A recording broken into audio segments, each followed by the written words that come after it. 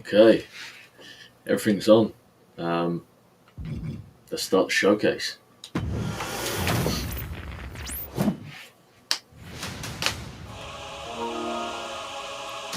Downloads coming in.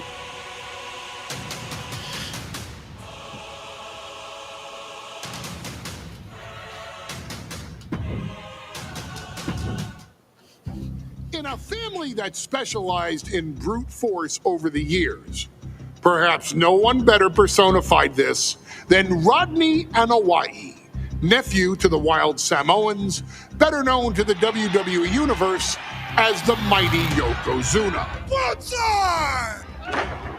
The family's first world heavyweight champion, Yokozuna arrived to WWE in the fall of 1992. An imposing behemoth, to say the least, Yokozuna would make an immediate statement, winning the 1993 Royal Rumble just a few months after his debut. This victory would grant him a WWE Championship match at WrestleMania 9, where he took on Bret the Hitman Hart. This meteoric rise to the top was only a hint of the dominance Yokozuna would have on WWE for the next year. 2 WWE championships, a WWE Tag Team Championship, victory over the era's titans like Bret Hart, Undertaker, Lex Luger, and Hulk Hogan. Yokozuna is my middle name. I'm named after my uncle. I carry it with like so much pride and weight on my shoulders just because of like what he's done for this business and like who he is as a person too. It's a cool middle name to have, man. I represent it with the pride, man, that I have. Hopefully, man, I'm making him proud by doing that. The manner in which Yokozuna melded incredible size with unspeakable agility shocked the WWE Universe, who to that point were used to their monsters hitting hard but moving slow. Yokozuna broke the mold, punishing opponents with super kicks, uranagis, leg drops, and of course, his devastating Banzai drop. A maneuver so effective that once it had connected, nobody kicked out of it. Nobody. Rodney was a very unique talent. I think the way he was able to handle all the pressure, it was kind of parallel to how he was in the ring. For someone to be so big and to be so nimble, you just don't see that very often. Rodney was one of those first solo guys, singles competitor guys that was able to go out there and really just make waves, make a big splash. I mean, pun intended, I guess. You know, that fool jumped in the pool, he'd knock out all the water, and that's the way it felt sometimes. He would go into those arenas and just suck in all the energy and be able to give it back. So when I look at Rodney, I see someone very similar to me, someone who understands the top, the very, very top of the game, the top position, and everything that goes along with it. In a career filled with so many highlight reel moments, perhaps nothing stands out more than when Yokozuna faced and defeated the so-called immortal Hulk Hogan at the first King of the Ring event in 1993. Fuck the Hulk Hogan. Looking to humiliate Hogan after the Hulkster stole Yokozuna's WWE Championship only 2 minutes after Yokozuna defeated Bret Hart for the title months earlier at WrestleMania 9, Yokozuna entered the ring totally focused on the task at hand. And on that night, he not only got revenge, but his victory would send Hogan packing from WWE for nearly 9 years. Hulk Hogan is finished. Many felt that Yokozuna had indeed killed Hulk-a-mania. Now you get to possess the power of the mighty Yokozuna and deal out punishment to Hulk Hogan to walk out of the King of the Ring, a 2-time WWE champion. Showcase the ability and the agility that made Yokozuna a Hall of Fame performer and take Hulkamania down. Ah! Banzai! Can I say that? Yeah.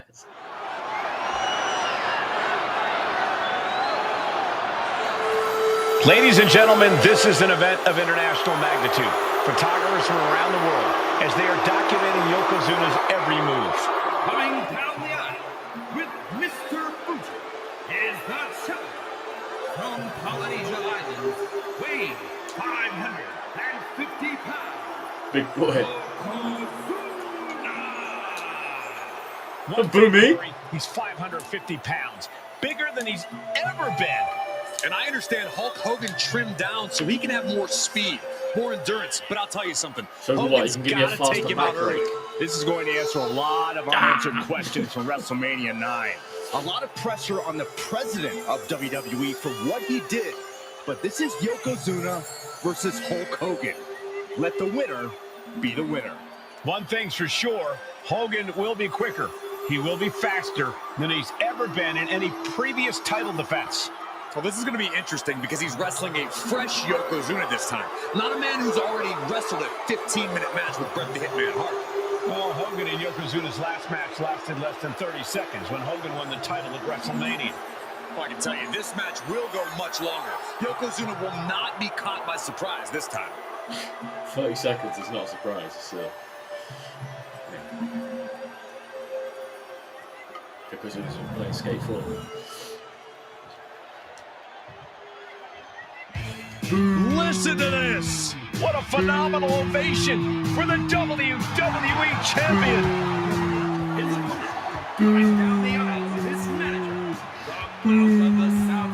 Fuck Hulk Hogan! Weighing in 302 pounds, the WWE Champion, You can feel this facility shake, literally moving. The Raptors shaking with the ovation of the WWE Champion Hulk Hogan. Hulk Hogan thrives on these people. He thrives on the Hulksters, the little Hulksters. This is what keeps this man going. Hulk Hogan's relying on the fans. He wants to hear them cheer. He wants to draw strength from them. But Yokozuna's focused. He has not taken his eyes off Hulk Hogan. He is ready, believe me. The Hulks are ready for war, and you can bet, ladies and gentlemen, it will be warfare here. You bull We've been fuck. saying for weeks that he is going to be the first man to slam Yokozuna. Oh, nobody slams Yokozuna. Well, we'll see. Hulk Hogan wanted to prove it was not a fluke that he beat Yokozuna. Boom! And now we're going to find out if it was a fluke or not.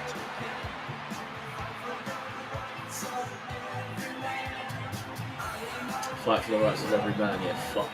You can see it in the eyes of each individual. You bull Only cunt. razor You sharp bull cunt. focus when You this bull much cunt. is on You the bull line. cunt.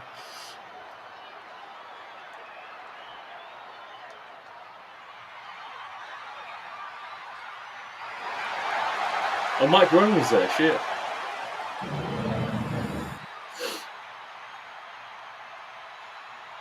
Boo. Michael Cole emanating from King of the Ring 1993 alongside Corey Graves and Byron Saxton. Yeah, fuck off, where man. Yokozuna hopes to regain the WWE Championship he lost in record Dickhead. time to Hulk Hogan. Both men coming in with so much to prove. Hogan wants to prove his controversial German. WrestleMania win was no fluke. And he's also promised to finally slam the 550-pound giant right through the ring. Yokozuna, here we go. It's popping off. Oh! Giving up now is not an option. They have to finish this. Neither competitor is backing down. Just teeing off with that fight for everybody.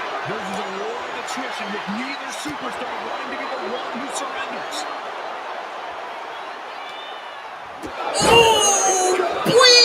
Will he get on with it already? This is a fight. Subscribe.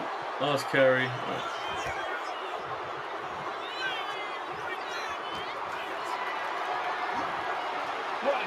strength here. Oh, shoulder breaker. Nah, you got me, brother. This is an event of international magnitude. Byron, photographers from around the world, including a large contingent from Japan, are documenting Yokozuna's every move. A lot of pressure on the former champion. There is no way Mr. Fuji and Yokozuna... Wait, did I do that? Did I do that?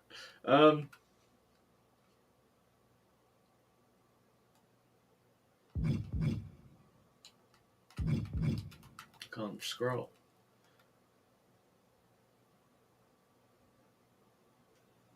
Oh yeah, it says it there in the corner. Turn to Japan and lose face. And the Hulkster may have some self-imposed pressure. He not only wants to win, he stated that he wants to pick up the 550-pound Yokozuna. And what's my moves? Running leg drop.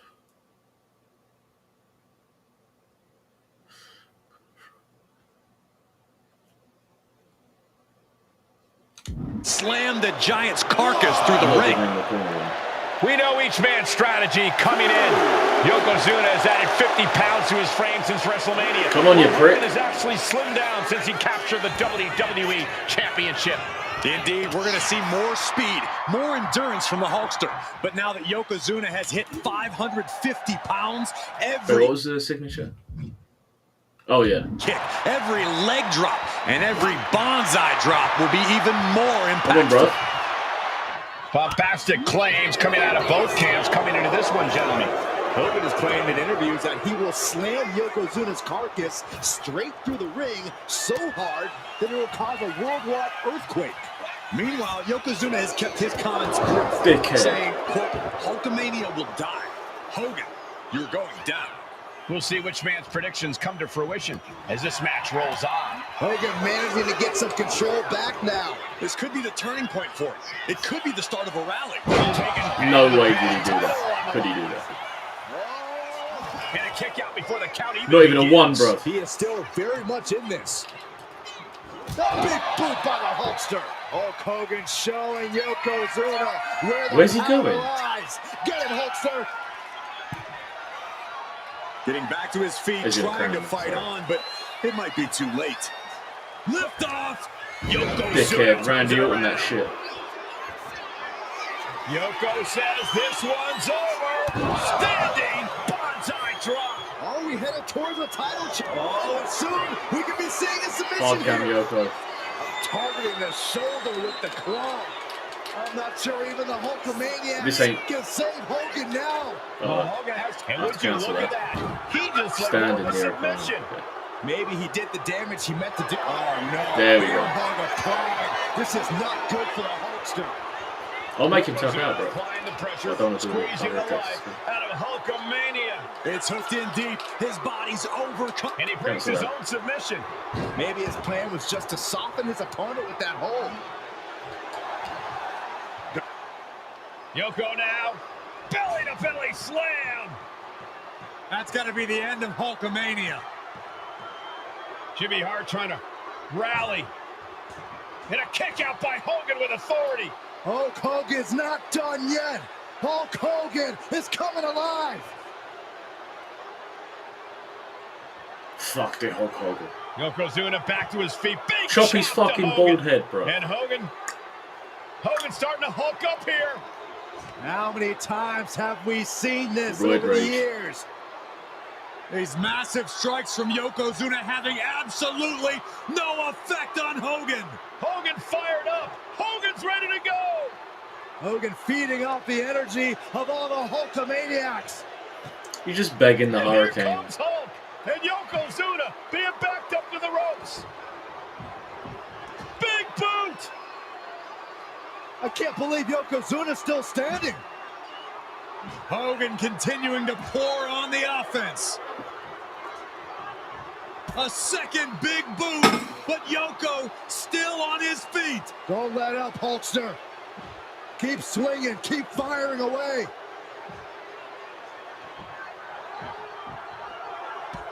That boot. Yoko staggering. And then he's down. Drop the leg, Hogan. Drop the leg. Hogan. Leg drop. Here's the cover on Yoko, who kicked out the leg drop. At 1, not a 2. Get Mr. Fuji out of there. I bet Hogan had said to that ref, make sure you get that 2 in, the energy. even if he kicks out. Wait a minute. What is that photographer doing on the apron? There's a match going on. What the heck? What was that? What in the world just happened here? Oh, of course he can't go down clean. Fucking... Oh, no. Strongest plan. Yokozuna demonstrating his full power. Hogan's in move, ref. Massive big leg drop. That's the kind of athleticism opponents do not. Yoko says this one's over. Oh, bullseye drop. We might be moments away from crowning a new champ. Quite the battle brewing here between Hogan and Yoko. A colossal headbutt from Yokozuna. Headbutt from and the the big man looking to end it all right here. If he kicks out of this, I'm trying to making game. the climb to the middle rope. Can the champ recover from that? There's 2. The champ kicks at it. I knew it would take more than that to put the champ away. But just how much more is He needed? just ruins the momentum. And Yokozuna is just stunned. How in the world can someone get a shoulder up when a 600-pound man is on top of you? Caught an elbow in the gut for that. The rope's coming to the rescue here. That's my fault, to be fair.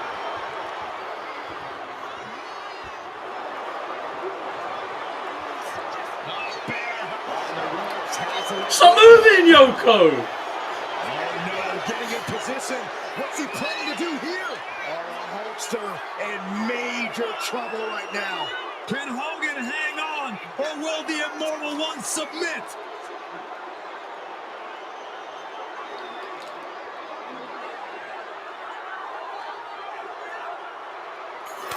And Yokozuna is once again champion. I can't believe Stay it. down, bro. The winner of this bout and new WWE Champion, Yokozuna. We have the official word. Yokozuna is indeed the new WWE Champion. We may have just witnessed the end of Hulkamania, gentlemen. There's no may about it, Cole. Yokozuna just conquered Hogan, and every newspaper in Japan is going to be filled with pictures of our new WWE champion. Here in the heartland of America, the heart of Hulkamania has just stopped beating. Hulk Hogan is finished. King of the Ring 93, was I born yet? For 13th of June, yeah, I was.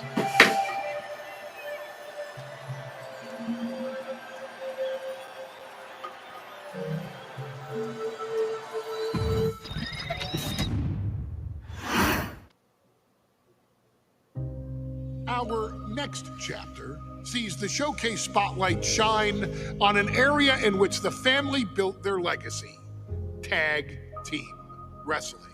Starting with the wild Samoans, Afa and Sika, all the way through to more recent champions like the Usos or Tama Tonga and Tonga Loa. This dynasty has always excelled in tag team competition, consistently showing an ability to dominate the division with a wide variety of looks.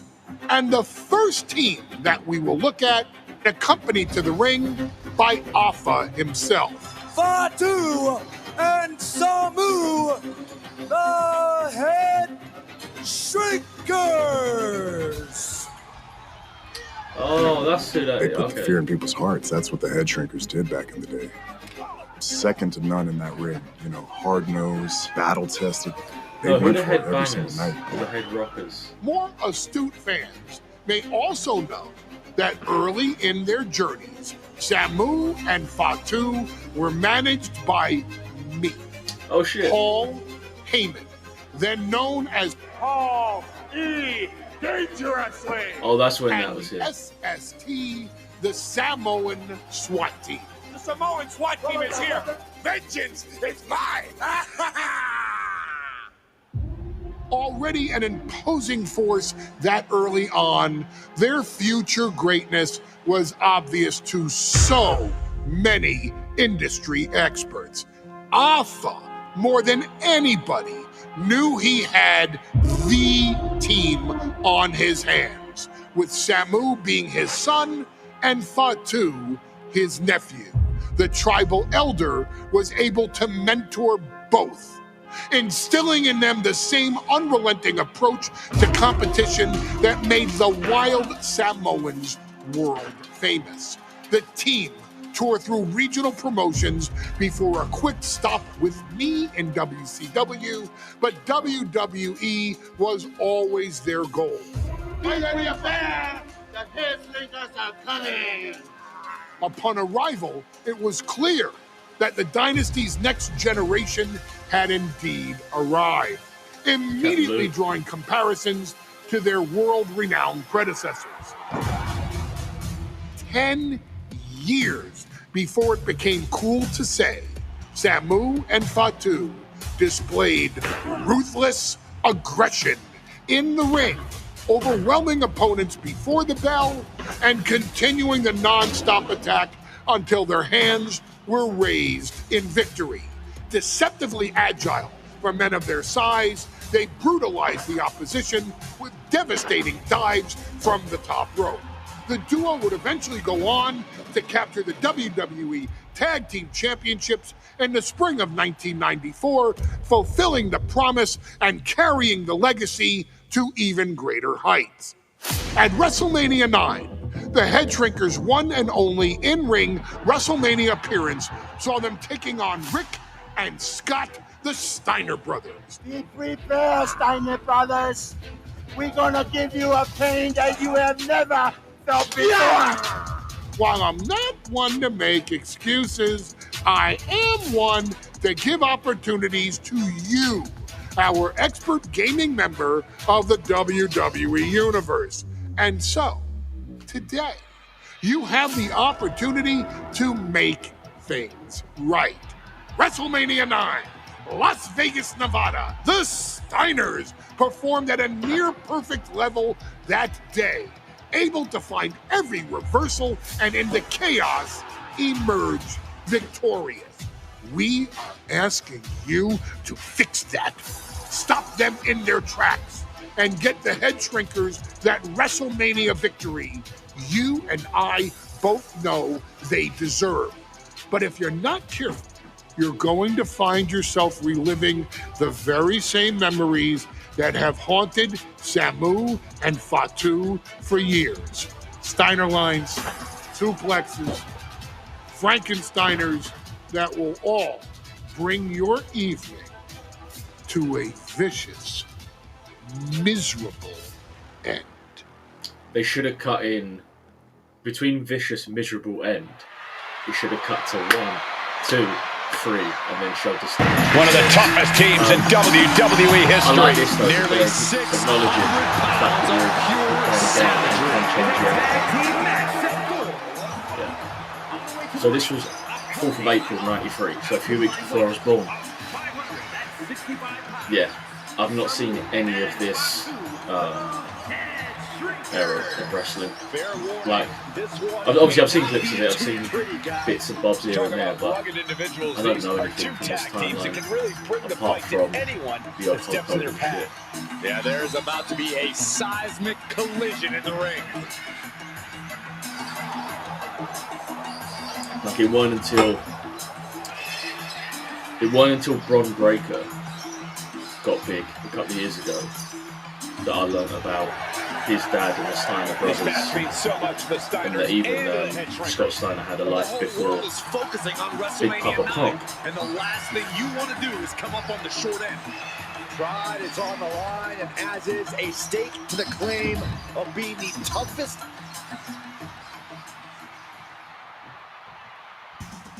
The Steiner brothers getting a tremendous ovation here in their first WrestleMania. And we'll see if they can carry on Michigan's winning ways. And their opponents at a combined weight of 500. So that's Bron Breakker and that's Scott Steiner.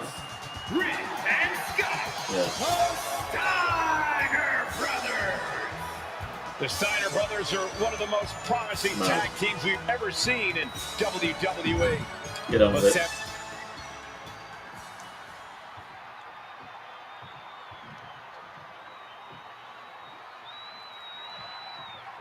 Big fight feel. I do want to change the camera on this one because I like the stage. It's options there, yeah. Can I change? I don't think I can. Play settings. No, it would be in here, wouldn't it?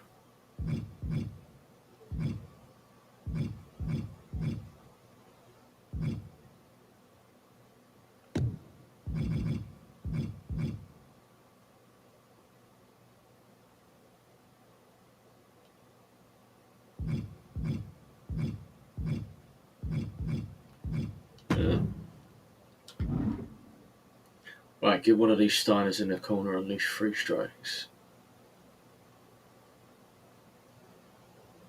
Las Vegas's Gladiators face off here at WrestleMania 9. And we are watching 4 men who would have been right at home inside of a Roman Coliseum.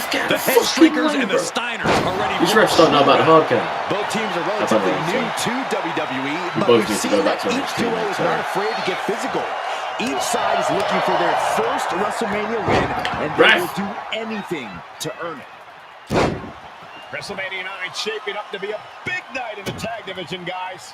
Indeed it is, Michael. 2 great young teams competing now, and later tonight, none other than Hulk Hogan will lead the Mega Maniacs against Money Inc. for the tags. Even in a show. Get out of the fucking way, bruv! It's locked in so tight. Oh, no, I need to avoid that. In a hurry now. Running the risk of injury the longer this hold is in. Permanent damage taking place right here. Slipped right underneath, and just like that, he's out of the hold.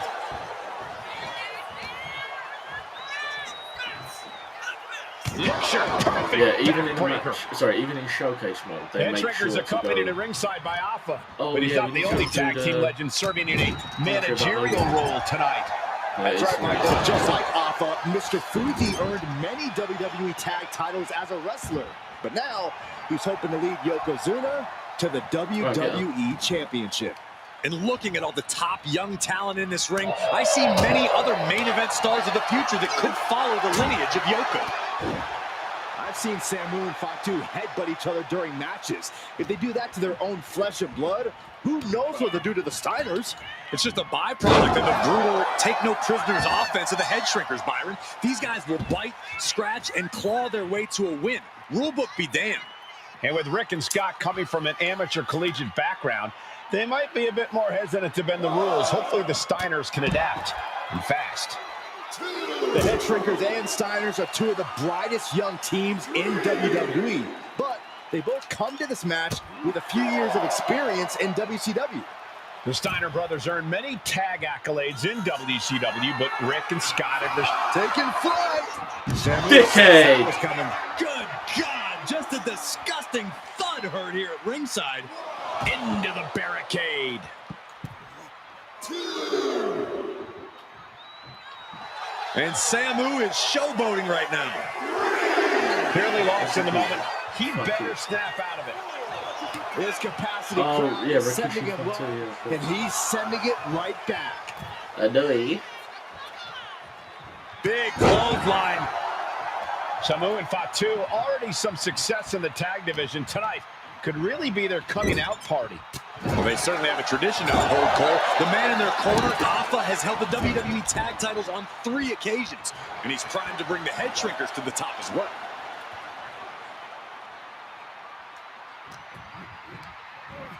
Sent into the corner. Oh, that's gonna sting. Punch right in the head. He connects with a counter.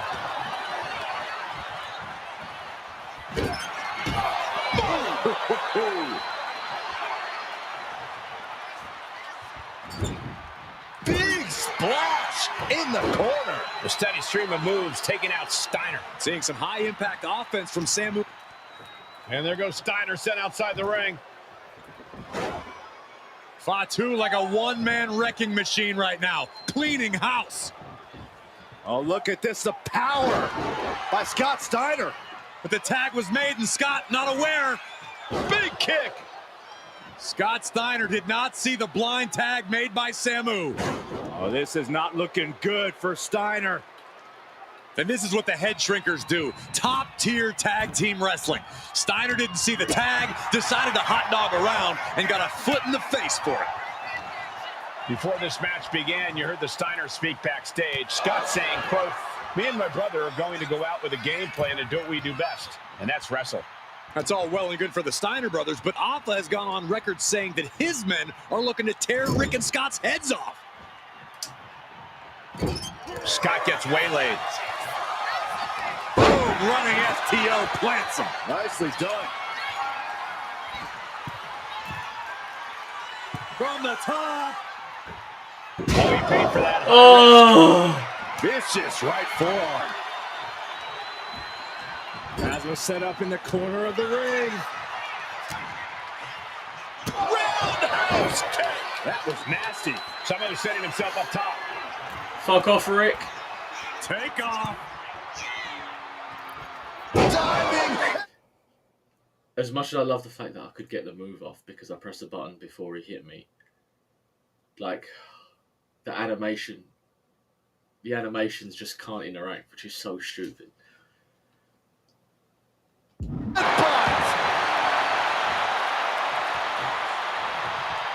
Gets the reversal. What a counter. And we are really seeing the amazing skill sets of all four men in this tag team showcase. Well, we already knew about the brawling of the head shrinkers and the grappling of the Steiners, but men as big as these four behemoths should not be able... Well, nothing fancy here. Tasting victory. Reverses the pin attempt. Well, this is unexpected, Byron. Yeah, I'm guessing he wasn't fully in position. To the sky! You know what I mean? Like that as well. They both got to me in time.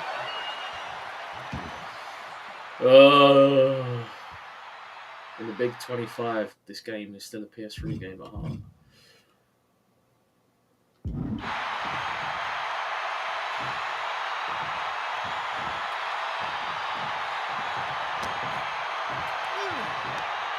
Sidewalk slam! Almost drove him through the ring.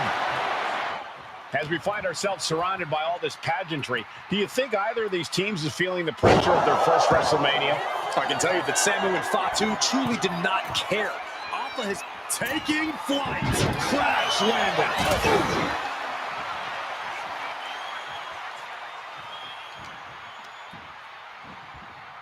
Put in the corner now. We're seeing one response after another. Neither superstar gaining a foothold. Ref!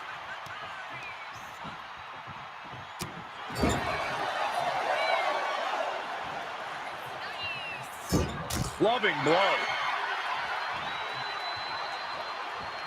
Look at that counter from Samu.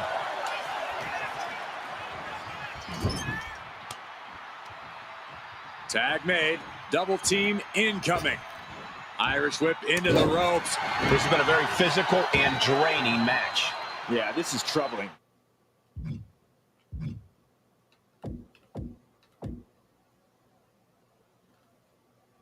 Can only hold on for so long now. Wicked kick to the face.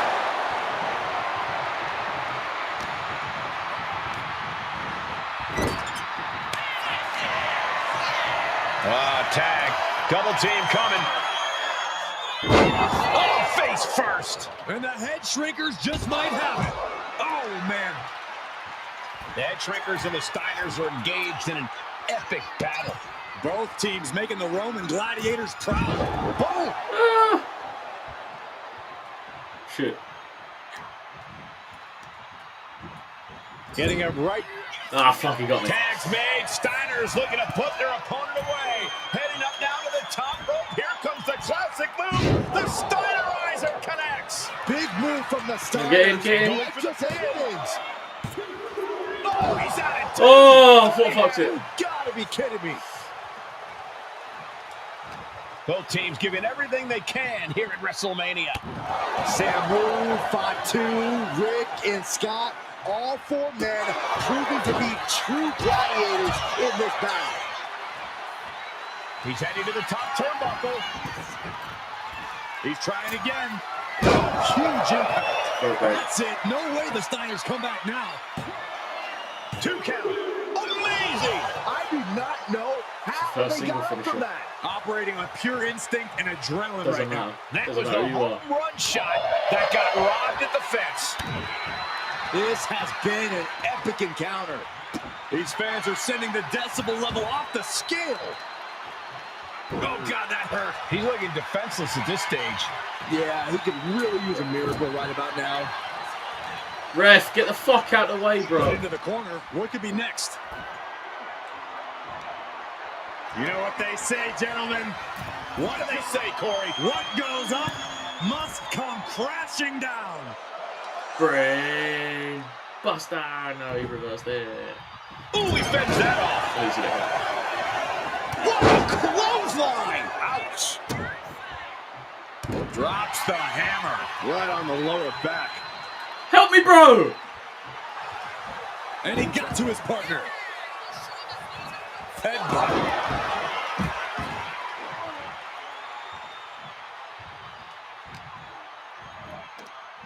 Nice gut wrench suplex. He has to be in a world of hurt here. I expect a tag soon here. Have to take the chance to get your win back deep into the match. He's finding himself in some territory he does not want to be in. Yeah, this tag team match has seen its fair share of tide changes, and it's not over yet. Oh, from the rope.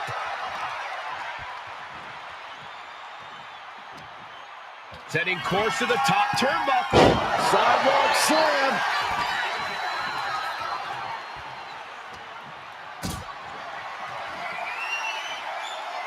That didn't go as Fatu designed. Producing a trampling. Just punched him right in the middle. Relentless. Right to the face. My God. Just deadlifting right there. The power. Actually, no. Power slam. Oh, the straps are down.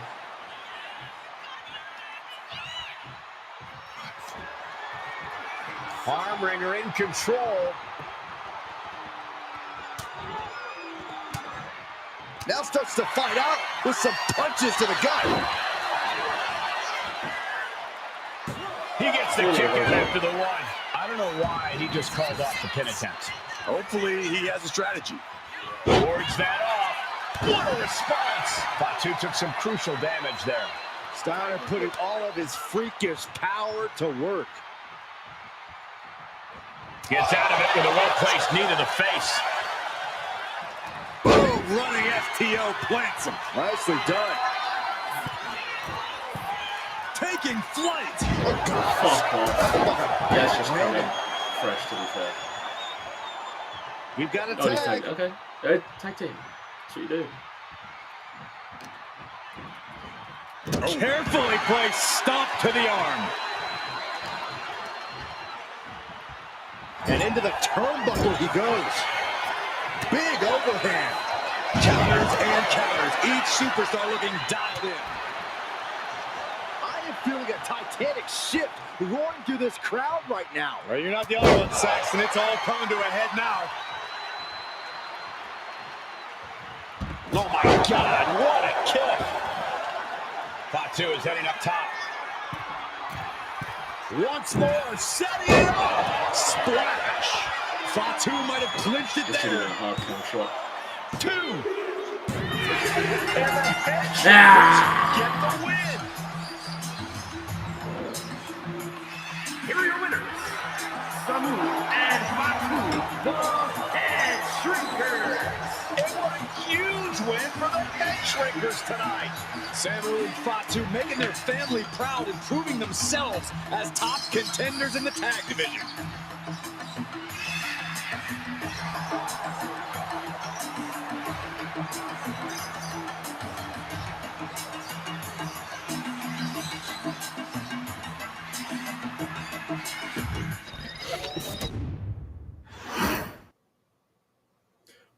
Hey, let's put this in the simplest of all terms. Dwayne "The Rock" Johnson is the biggest celebrity on the face of the planet today.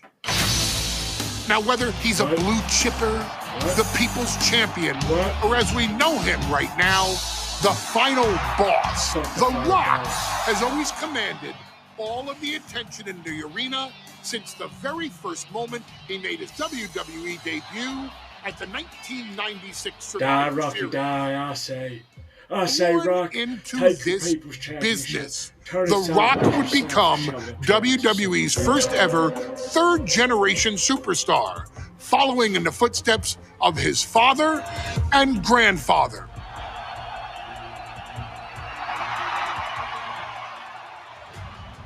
Who had competed in WWE rings before him. Dwayne had the huge responsibility. There's a legacy, and you have to take it so seriously. Even with incredibly high expectations, the Great One surpassed them all, along with the usual achievements if your name is The Rock: 2 Intercontinental Championships, 5 Tag Team Championships, 8 WWE Heavyweight Championships, a Royal Rumble victory, not even to forget the fact that The Rock once led an entire nation. The Rock has one of the more noteworthy feats in WWE history, earning WrestleMania victories over Hulk Hogan, Stone Cold Steve Austin, and John Cena.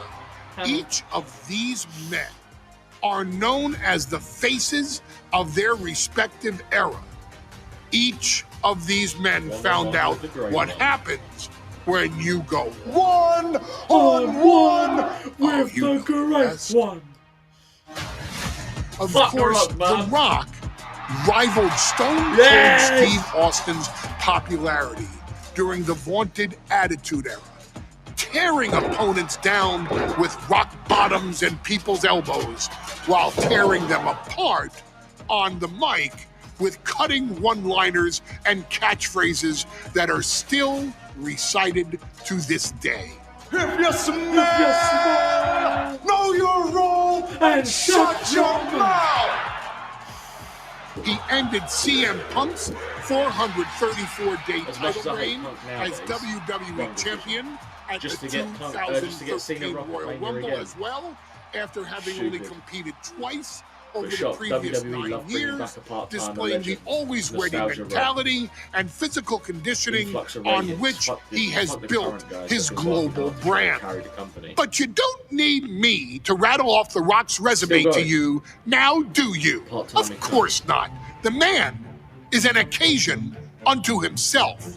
He has headlined the biggest events against WWE's most iconic superstars and has always found a way to, how does he put it? Layeth the smackdown on some jabroni's candy ass. I couldn't have said it better myself, although I think I may have just done that.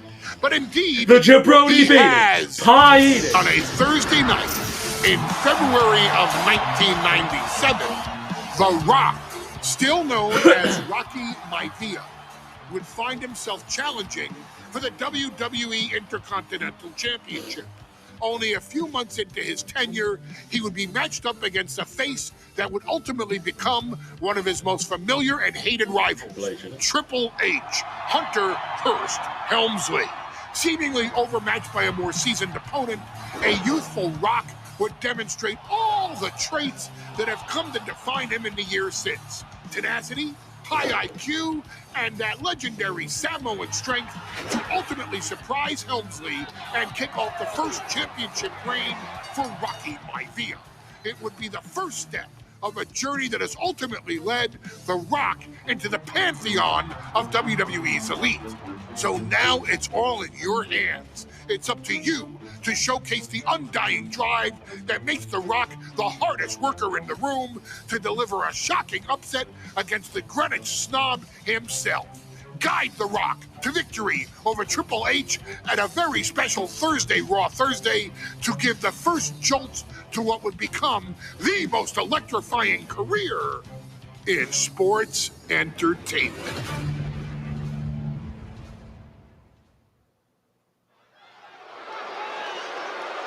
you're smart. No, you ain't got that yet. And here comes the #1 contender, at least for tonight, Rocky Maivia. That's where it comes from. The following contest scheduled for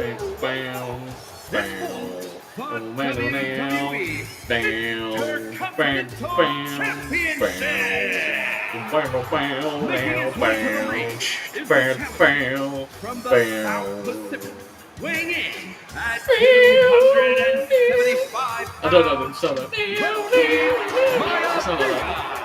A blue chip talent with a bright future. Know your role and shut your mouth. The Rock says. On his way to defend the Intercontinental Championship, Hunter Hearst Helmsley. No beard. his opponent from Greenwich, Connecticut, weighing in at 246 pounds.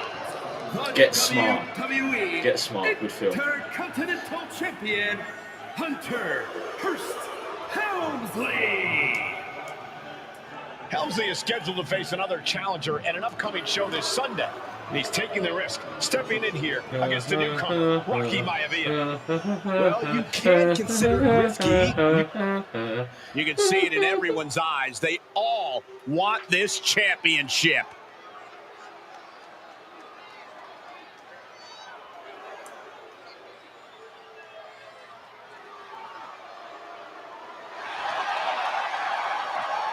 Is that the owner?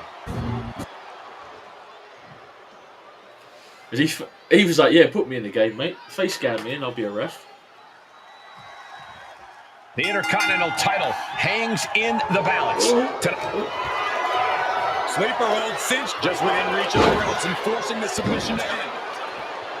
And watching from home is Rocky Johnson, the father of Rocky Maivia, former WWE Tag Team Champion. Slap DDT. I do Classic see a Rock. bright future for Maivia. And what he's looking for here looks like a potential submission maneuver coming. He's in a bad position now. Resisting as much as he can, but for how much longer? I got a bone to pick. Trying to escape, and yes, the hold is broken.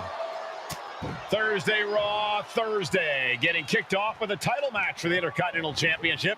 #1 contender, Rocky Maivia, versus the champion, Hunter Hearst Helmsley. Stupid. Oh, he scattered that one. Wasn't prepared. Big time clothesline. Good grief.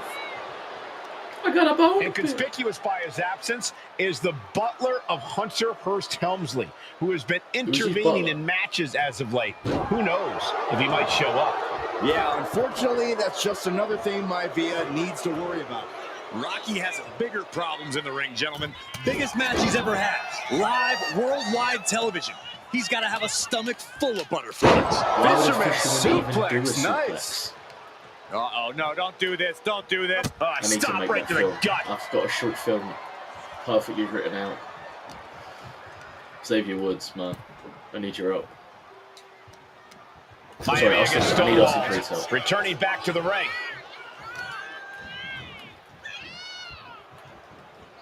Oh, look at it torture their opponent.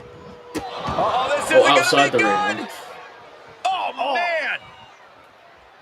If Rocky Maivia is going to take down the more polished and experienced Hunter Hearst, Looking to seal the deal, guys. And he manages to kick out at one. not getting a 2 count at this point has to be frustrating. Oh, he cuts it off. Intercontinental Championship at stake right here. What's my moves? Hang on. Running crossbody. So that's where Jay got it from. Sorry. Diving crossbody. Massachusetts. We're expecting an emotional night for all of us, considering that Shawn Michaels will forfeit the WWE Championship live tonight. Yeah, I saw a very dejected HBK earlier today. I couldn't even get him to crack a smile at all. Well, that's just because no one's ever happy to see you, Saxton. Belly to belly. And Rocky is delivering solid damage, but needs to remember to get Helmsley in. Incoming! Oh my, apron senton. More offense like that, and we could be looking at a new champ. And a counter by Helmsley. I got time limit, bro. I ain't gonna be able to do this. And Byron Rocky has tremendous exuberance, tremendous youth. He's going to be a star for a long time. I think Rocky Maivia shows more promise than any other wrestlers I've seen. I've got no stamina. WWE. You talk about second-generation wrestlers, but with Rocky, you're talking about 3 generations. This guy...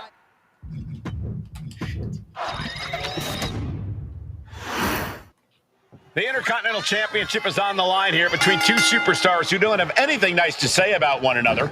The challenger, Rocky Maivia, and our current champion. Hold on a second. Could be a matter of time. Submission being locked in. The more he fights, the more pain he's in. But he can't stop battling. He has to get out of this in a hurry. Looking to get out of this, and yes, able to slip out of the hold. Thursday Raw, Thursday, getting kicked off with a title match for the Intercontinental Championship. #1 contender, Rocky Maivia, versus the champion, Hunter Hearst Helmsley. Double axe handle. And watching from home is Rocky Johnson, the father of Rocky Maivia, former WWE Tag Team Champion. I must admit, I do see a bright future for Maivia. Those that have been privileged enough to see Rocky Johnson in action will appreciate Rocky Maivia because he's sky high. Oh my, apron senton. Throwing all caution to the wind in pursuit of the title. Oh man, meeting the barricade. Well, I wanted to do that to you. Barricade. Maivia with a nice turnaround. Ooh. What's it going to take for Hunter Hearst Helmsley to retain his 3 times. 3 times I should have been able to hit him. How can he get the better of Rocky Maivia? Well, the champ needs to put this young combos upstart Maivia in his place with unrelenting offense. No time for graceful bows and upper-class taunting. Just beat Rocky down. And Byron Rocky has tremendous exuberance, tremendous youth. He's going to be a star for a long time.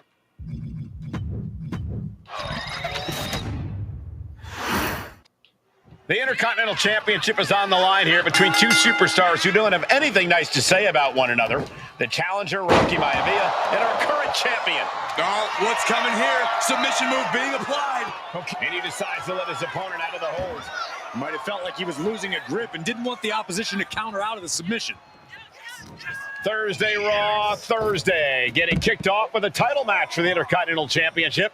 #1 contender, Rocky Maivia, versus the champion, Hunter Hearst Helmsley. And Byron Rocky has tremendous exuberance, tremendous youth. He's going to be a star for a long time. I think Rocky Maivia shows more promise than any other wrestlers I've seen come into WWE. You talk about second-generation wrestlers, but with Rocky, you're talking about 3 generations. This guy is going to be phenomenal. Come here, prick. And Rocky just taunting his opponent now. Clearly lost in the moment. He better snap out of it. Caught with a lariat. Get out of fucking way, ref! These games, Jesus, fuck me, man. Oh, tossed to ringside. And Rocky is delivering solid damage, but needs to remember to get Helmsley in the ring. The title can't be won outside of the squared circle. Counters right back on Rocky. And even before the bell rang tonight, I think Hunter Hearst Helmsley has been trying to frustrate Rocky. He's tried to say, hey, young fella, we're going to do things that...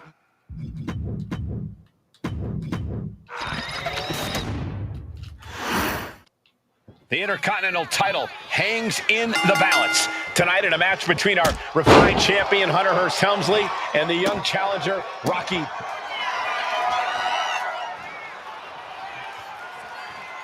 Vintage move here. He lets go of the hold, but I don't see any reason for it.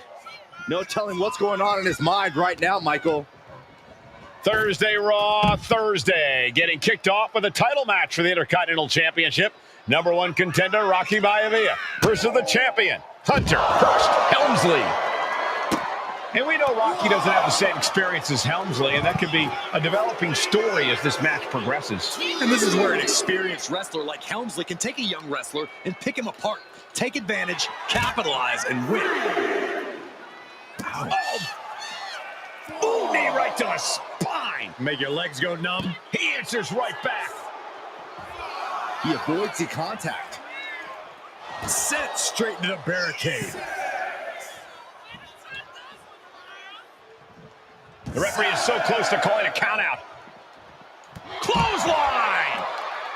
And Rocky is delivering solid damage, but needs to remember to get Helmsley in the ring. The title can't be won outside of the squared circle. And Rocky there not showing any signs of being intimidated. If Rocky Maivia is going to take down more polished and experienced Hunter Hearst Helmsley, he's going to have to do it with unrelenting energy. Rocky has to keep coming at the champion with big attacks until Helmsley collapses under the onslaught. It's a bold strategy. Right. Pause a minute. Press trying to... Yeah.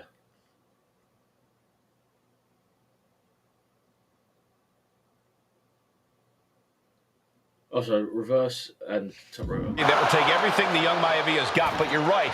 It could be his best path to his first championship win. 6! And Rocky is revving this crowd up. We can see a count out here. And back in. He was dangerously close to being counted out of this one. DDT plants them. And even before the bell rang tonight, I think Hunter Hearst Helmsley has been trying to frustrate Rocky. He's tried to say, hey, young fella, move things at my pace, not yours. Rocky, the 6'5", around 270-pound stud, just has to the sky. The splash connects. Smothering offense now from Rocky. Maivia keeps bringing the energy, and Helmsley has no answer. Hunter whipped into the corner, nobody home. Rocky hit hard. And now Hunter looks to take over this match. Helmsley muscling Maivia up to the top turnbuckle in a big right hand. Helmsley with something big in mind here for his challenger tonight.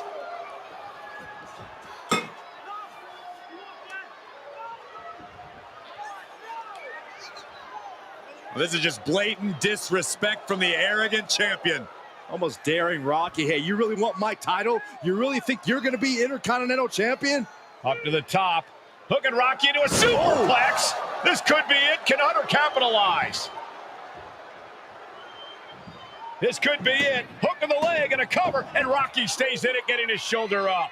Still not enough to put out the flame of Rocky Maivia. Hunter has to be asking himself, what else do I have in my arsenal? And I think we may get our answer, gentlemen. Yeah, it's just a matter of time, I believe, before this one's over. Hunter hooking Rocky, taking his time, looking to put him away. Maivia just collapsed. This just shows you how much damage Hunter Hearst Helmsley has inflicted on the challenger in this matchup. I think Maivia's done. Official might want to step in, call this one. The official checking on Rocky. Hunter Hearst Helmsley believes this is close to being over. Lifting him back up again. Rocky rolls through. Shoulders down. Rocky wins the title. Rocky Maivia has shocked Hunter Hearst Helmsley. Here is your winner and the new Intercontinental Champion, Rocky Maivia. We have a new Intercontinental Champion.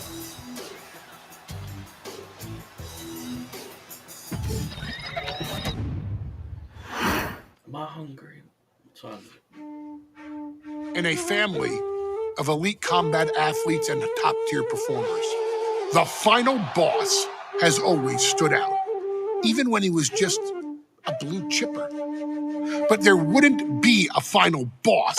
There wouldn't even be a bloodline if it wasn't for The Rock's grandfather, the High Chief Peter Maivia.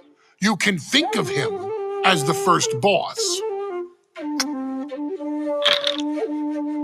Predecessor to the tribal chief. He is one of, if not the foundation for our family. The Anoa'i Fatu Maivia wrestling dynasty. I don't think there's anybody more responsible for what's going on now than the High Chief himself. Peter Maivia isn't simply one of the two principals behind the sacred blood bond. He's also an incredibly decorated professional wrestler who traveled the world and won titles everywhere he went. New Zealand, Japan, Europe, and here in the United States, where he enjoyed especially successful runs in Hawaii and California. Maivia would eventually find his way to WWE, engaging in legendary battles with the likes of superstar Billy Graham. His larger-than-life personality would win the WWE Universe over in short order, as it had throughout his entire career. In the ring, High Chief Peter Maivia was a potent blend of brawn and grappling technique, often muscling his opponents down to the mat through a variety of joint locks and then switching to more painful holds once grounded. His sleeper hold and stump puller were both feared and renowned, and make no mistake about it, Maivia knew there was always more than one path to the ultimate victory. Out of the ring, High Chief Peter Maivia also ran one of the most successful wrestling promotions on the planet, Polynesian Pro Wrestling, based out of Hawaii, showing his mastery of the business in every aspect. His induction into WWE's Hall of Fame class of 2008 was supremely deserved, forever enshrining Peter Maivia as the legend he always was. And now, we present to you the opportunity to walk in the boots of the legendary High Chief Peter Maivia, facing off against one of the most legendary WWE rivals, George the Animal Steele. You will settle this score once and forever and showcase the overwhelming strength of Peter Maivia, which has ever since remained as a hallmark for every single solitary member of this bloodline. Steele is no easy battle, though. He thrives in the chaos, one of pro wrestling's true madmen. He'll even try to eat part of the ring if he thinks it'll help him break you down. So do your best and honor High Chief Peter Maivia properly with a resounding victory. Whoops.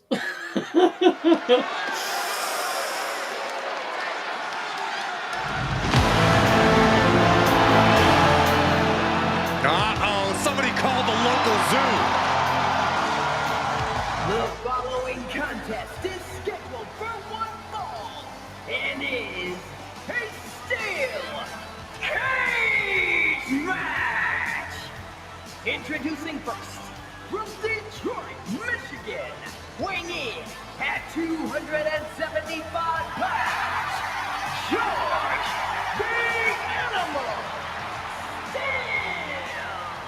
I'm not even sure the cage can contain this man. Why are we at Raw Day 1? Why are we not at Polynesian Pro Wrestling? That's what you ran, me. And strolling down the aisle, the opponent of George Steele. Why are we not in a Always a chaotic matchup. Nice beach, open air, daytime, palm trees. Weighing in at 275 pounds, High Chief Peter Maivia. Steele.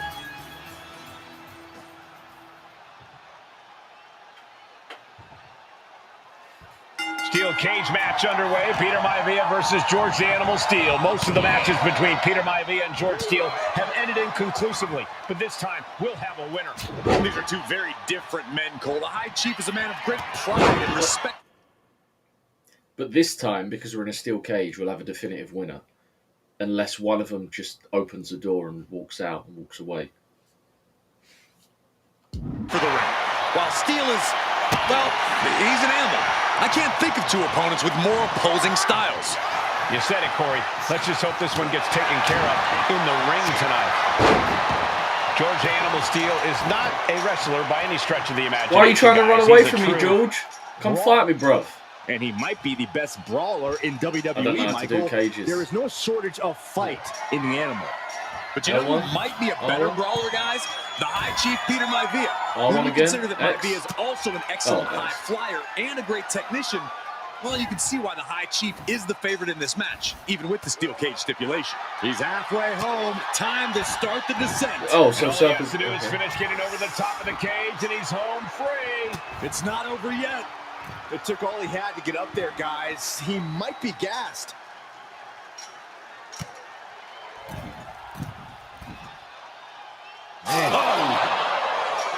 George the Animal Steel might be a bit of an underdog here. In fact, he lost the match by countout to the High Chief. In Steel's defense, I'm not sure he knows how to count exactly, or how to read a rule book. So cover. One count, and he gets his shoulder up. Still early goings here for these men. Vicious right forearm.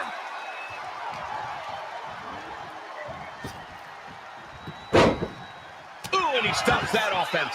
Get up. Let's have a match. You know what I mean? Like, it's always fucking on the mat.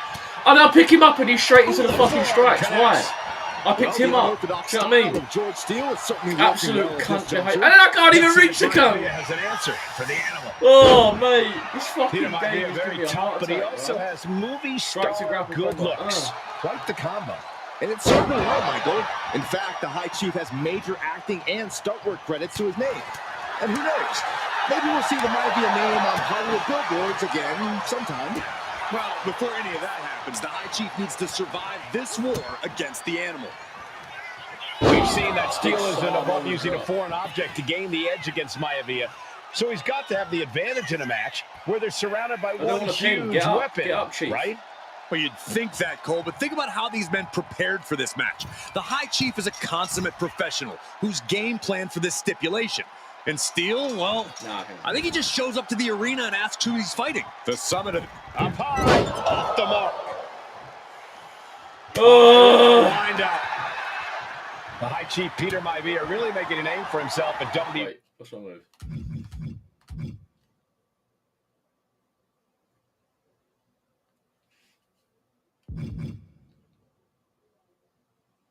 WWE, but he's had plenty of experience on the way up.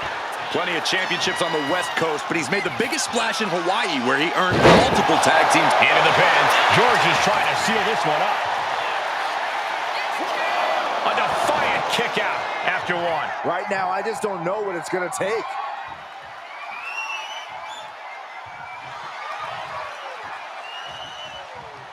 Peter Maivia turns that around. Peter Maivia has something brewing. Breaker. And George is laid out. Going to try and scale the steel cage wall. From the heavens, big time splash.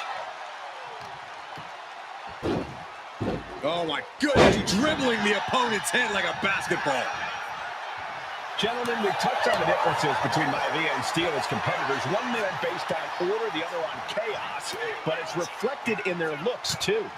Indeed, Michael. Just look at the sculpted physique of the High Chief.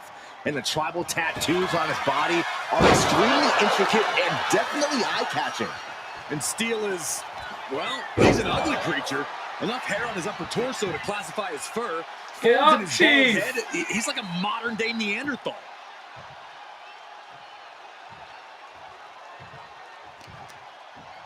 Talk about dismantling your opponent. A pinpoint kick to the back. Just punched him right in the mouth. Just grounded and pounded. When a man like Peter Maivia signs up for a match with the Animal, he doesn't know what to expect, just to expect anything in the world. Peter Maivia knows full well that he's in for some unusual treatment tonight. In fact, Steele often has trouble finding opponents due to his erratic nature.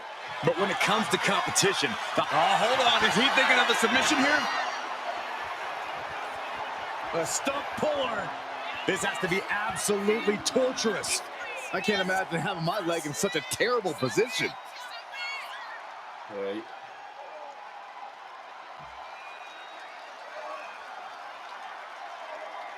I can't make him tap out yet.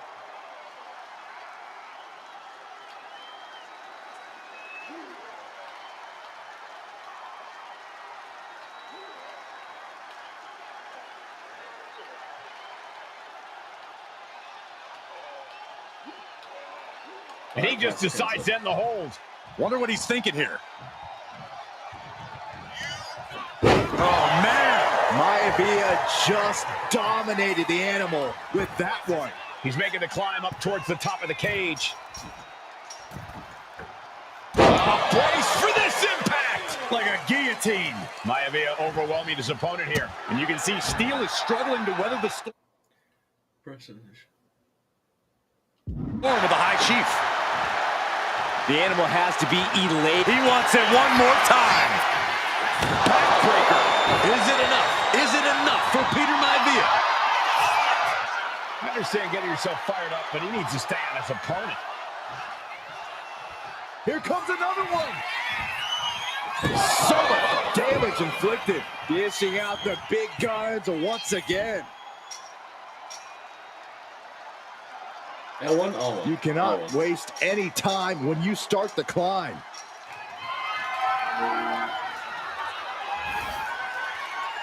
He climbed to the top of the cage, but now his choices are limited. Scrambling up the cage wall now. Both superstars battling on the top of the steel cage. It's a long way down if anything goes wrong here. Some folks call Peter Maivia the Flying Hawaiian, and the reasons are obvious for that moniker. But guys, how has he earned the other nickname of the High Chief? Well, Cole, Peter Maivia is very close to the Anoa'i family. In fact, Peter's considered a blood brother to the patriarch of that clan. When you add on the fact that Maivia was born and raised in Samoa, you can see the great pride he has for that land and its people in the tribal ink that covers his body. And Peter Maivia is stepping up.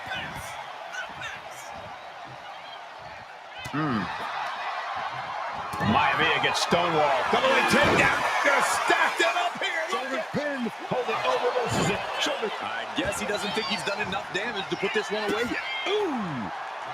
Manages to reverse it. Oh, with authority. And it seems as though the high Haymaker after haymaker. Oh. Two titans trading strikes and refusing to back down. Back and forth, neither one giving up any ground. WWE Universe appreciating these athletes going all out. Oof. Exhaustion setting in, and neither one of them is letting up. Jarring European uppercut. Strong impact.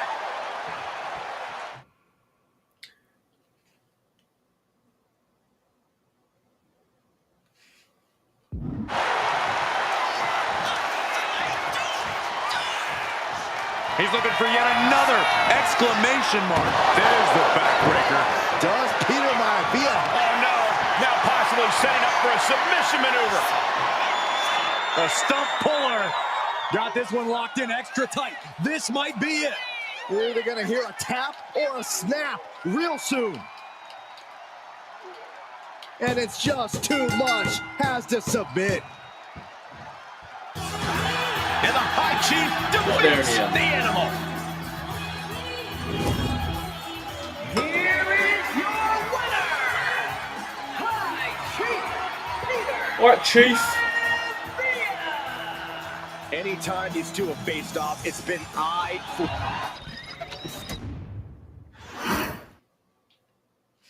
She's not like most girls. She's also not like most WWE superstars. Nia Jax, the reigning queen of the ring, is a reckoning, a force of nature that blitzes right through her competition. A cousin of The Rock, Nia Jax arrived in NXT almost 10 years ago with astronomical expectations.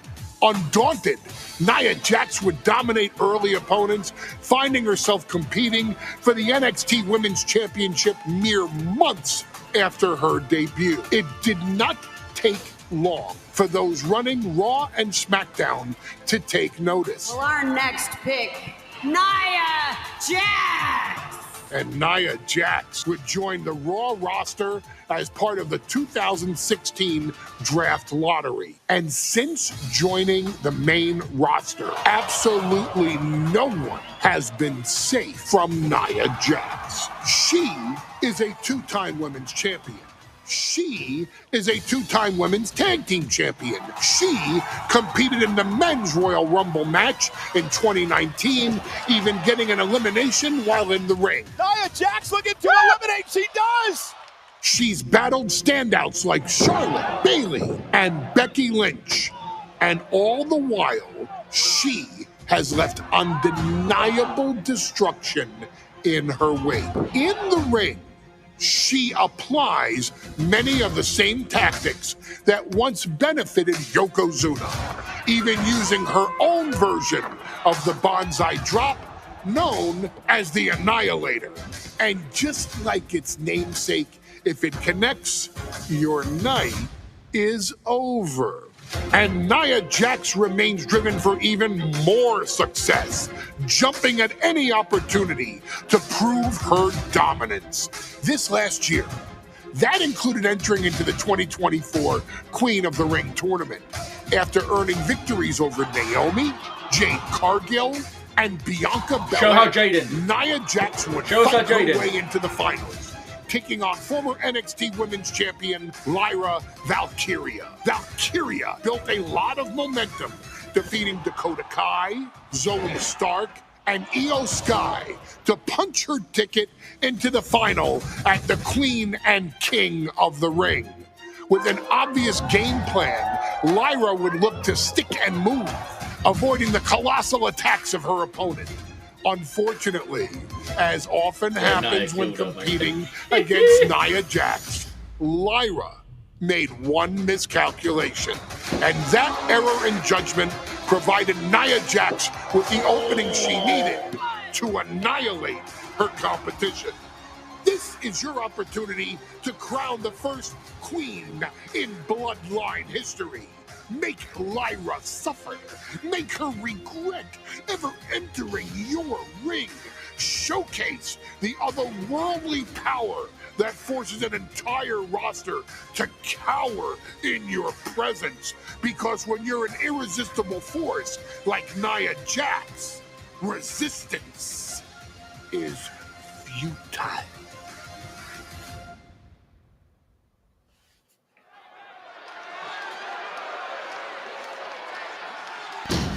And now a dark horse will face an unforgiving titan in hopes to don the crown. Lyra Valkyria versus Nia Jax in the Queen of the Ring finals. The following is the final match in the Queen of the Ring tournament. Introducing first, from San Diego, California, Nia Jax. I cannot wait to witness what...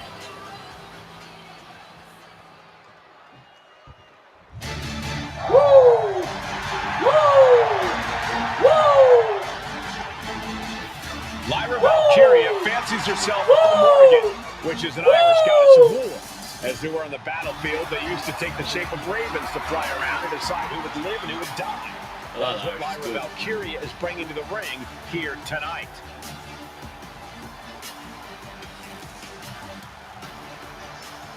And her opponent, from Dublin, Ireland, Lyra Valkyria. Lyra Valkyria may have read...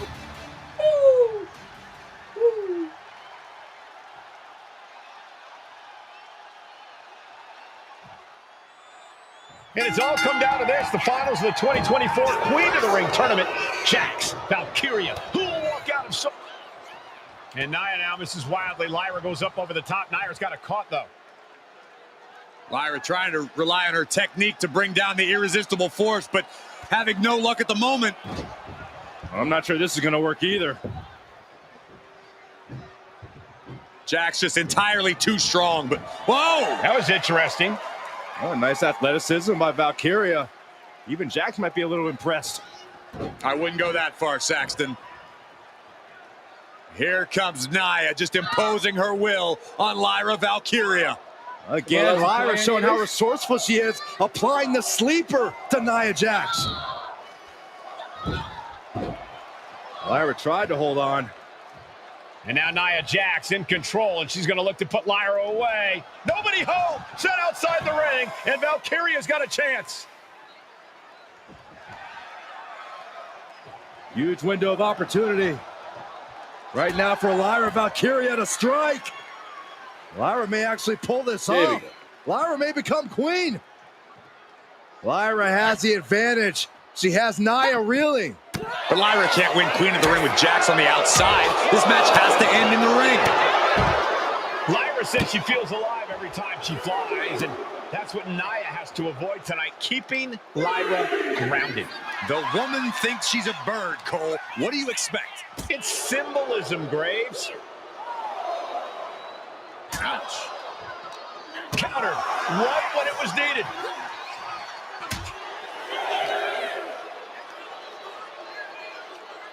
Great power. Crashing down. Samoan drop. Nia doing exactly what she set out to do, keeping Valkyria grounded. Now Jax needs to stay the course, and the crown will be hers. And she's coming back to the ring now. She's back in the ring, ready to get back to business. Sent to the corner. Bad sight here, dangling helpless in the corner. Corey, what do you think is going to be the key in this match for Nia Jax? She certainly made plenty of promises when it comes to being queen of the ring. What Nia brings to the dance, Cole, is raw power, the likes of which you rarely see from most men, let alone women. Nia has absolutely no problem using that power, and the same goes for her throwing her weight around in the ring. Lyra Valkyria might just learn that the hard way tonight. Confidence is always a key for Nia Jax. She comes into every match thinking she has it won. But when you have this business in your blood like Nia does, that confidence is genetic. But ever since the Irresistible Force returned to WWE 8 months ago, her confidence has been on another level. And she's gaining even more confidence as this match progresses. Jax may just be unstoppable now. Golly, Nia is just cornering Valkyria. Jax abusing Lyra, showing no mercy. I think it's a preview of what kind of queen Nia Jax would be. The kind of queen that will happily send victims to the guillotine. And Lyra only finds herself on the defensive. And the Irresistible Force is really keeping Valkyria grounded here. Samoan drop! There's so many moves at Nia's disposal that she can end this match with. For Lyra, not nearly as much. Yeah, I can't imagine it'll be easy for Valkyria to pick up Nia Jax and drop her with the Nightwing. Please, let's call the move by its real name. It's a Samoan driver. Like Nia Jax doesn't have the Samoan driver scouted? Drops the hammer right on the lower back.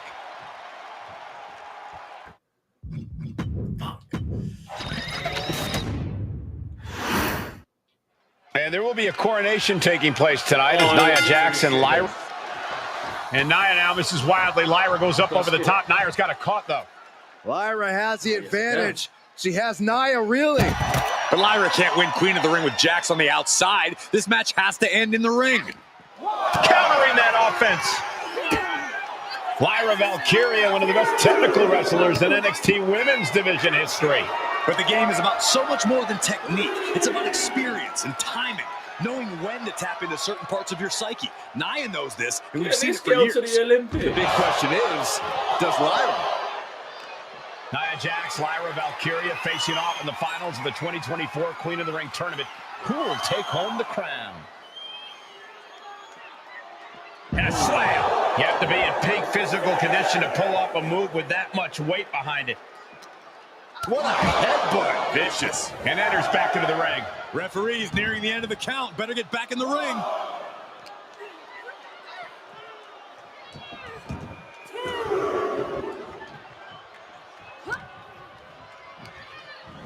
Placing her in the corner. Draped into the deadly Tree of Woe position. Stuck in the Tree of Woe and just having their face stomped. Confidence is always a key for Nia Jax. She comes into every match thinking she has it won. But when you have this business in your blood like Nia does, that confidence is genetic. But ever since the Irresistible Force returned to WWE 8 months ago, her confidence has been on another level. And she's gaining even more confidence as this match progresses. Jax may just be unstoppable now.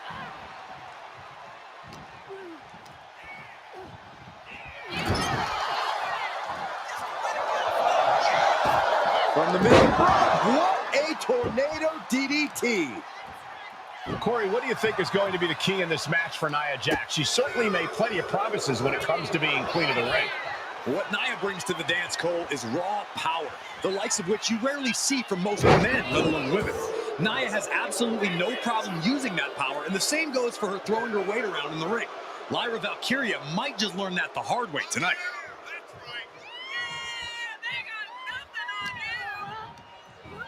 Getting set up in the corner now. Ooh. Many in the WWE Universe getting their first look at Lyra Valkyria. She's only had 3 main roster matches so far, and they were all in this tournament. Big wins over Dakota Kai, Zoe Stark, and Io Sky over the last 3 weeks. That's an extremely impressive start for Lyra. Wow, undefeated for 3 weeks? When Nia Jax joined the main roster, she didn't lose a match for over 7 months, and Jax has stayed that dominant for years. Samoa drop.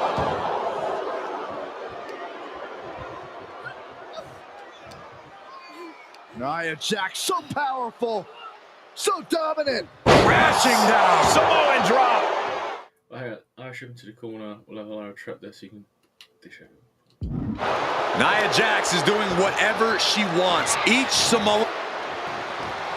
Valkyria crushed in the corner by Jax. Squashing Lyra in the corner, and the beginning of the end may be near.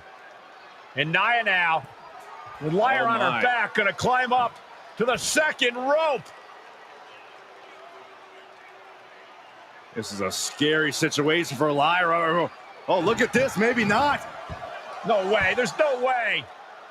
Oh, my. Oh, no. Good night, Annihilator. You should never know, bro. Here is your winner and the new Queen of the Ring, Nia Jax. What a victory to the brand new Queen of the Ring. Nia said she would do it, and she backed up her claims. And now the Chief Content Officer of WWE and Triple H going to come in to congratulate Nia Jax and officially crown her the Queen of the Ring. Absolute dominance by the new queen.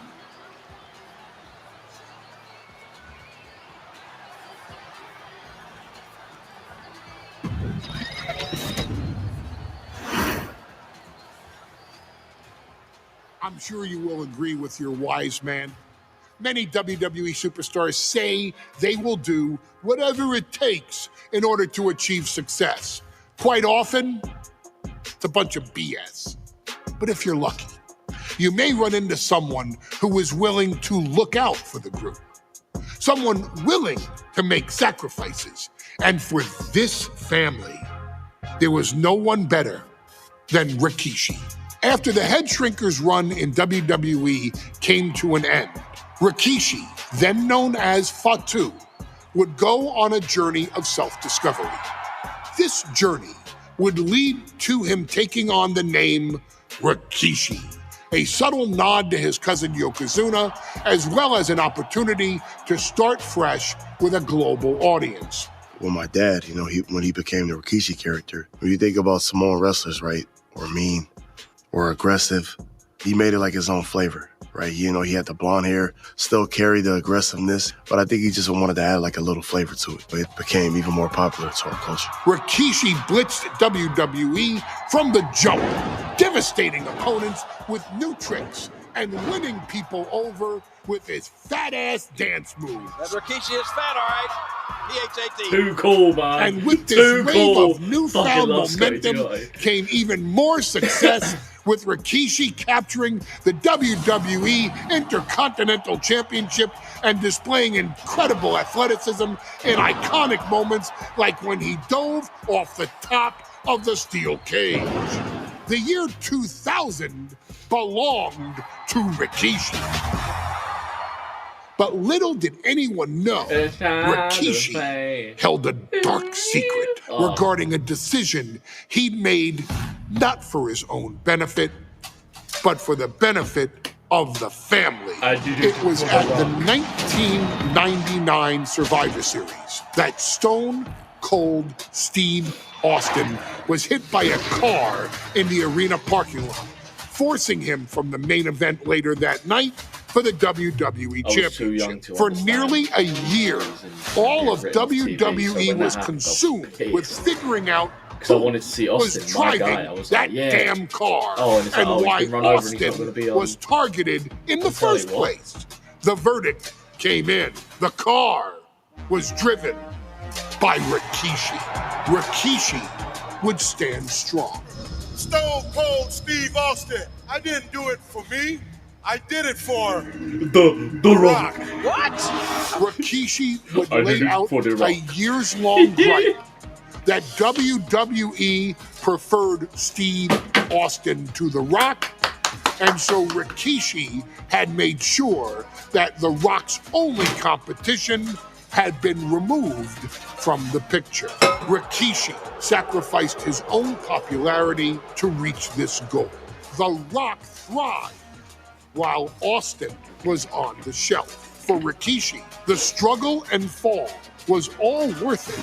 Rikishi knew that he would eventually have to face off with the Texas Rattlesnake to answer for his sins, and he welcomed that meeting with open arms. What Rikishi was unprepared for was for WWE to stack the deck entirely, looking to make Rikishi pay for taking out their golden goose. Stone Cold Steve Austin was allowed to drive his truck directly to the ring and was generally given the freedom to do whatever the hell he wanted in the name of revenge. Hell yeah. We are going to make things right. No. This time, when Rikishi and Stone Cold Steve Austin lock horns, there will be no stacking of the deck. Someone willing to give of himself so that his family, this family, can succeed, deserves better. So get in there and showcase the never say die spirit that has led this family to victory time and time and time and time and time and time again. Use whatever weapon you can get your hands on and prove to Stone Cold Steve Austin that you will do anything for the people. What? Now listen here, Rikishi, you fat son of a bitch. Is it legal to not show up? Rikishi has brutalized Austin lately.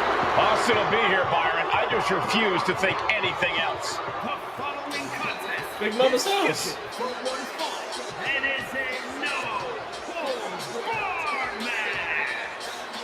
Introducing first, from the Isle of Samoa, weighing in at 424 pounds, Rikishi!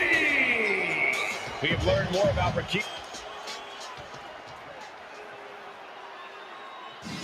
Is he here? Well, there's the Rattlesnake's music. He's here. Austin's here.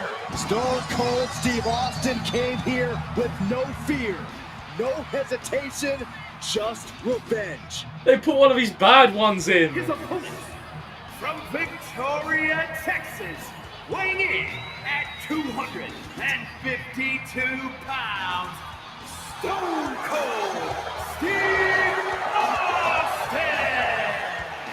Austin fought for his life to make it back here, to make Rikishi pay. Now there is no way Rikishi can escape the Texas Rattlesnake. It's been almost a year since Austin competed in the ring. Austin is a man possessed. Rikishi feels good about running over Austin and said he'd do it again. That man is sick. Oh, Rikishi made two mistakes. One, trying to end Austin's life. And two, not being man enough to finish the job. Austin's going to absolutely tee off on Rikishi. This one is going to get ugly in a hurry.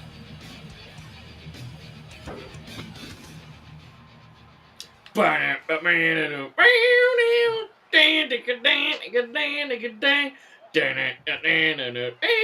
know the sick, demented side of Rikishi.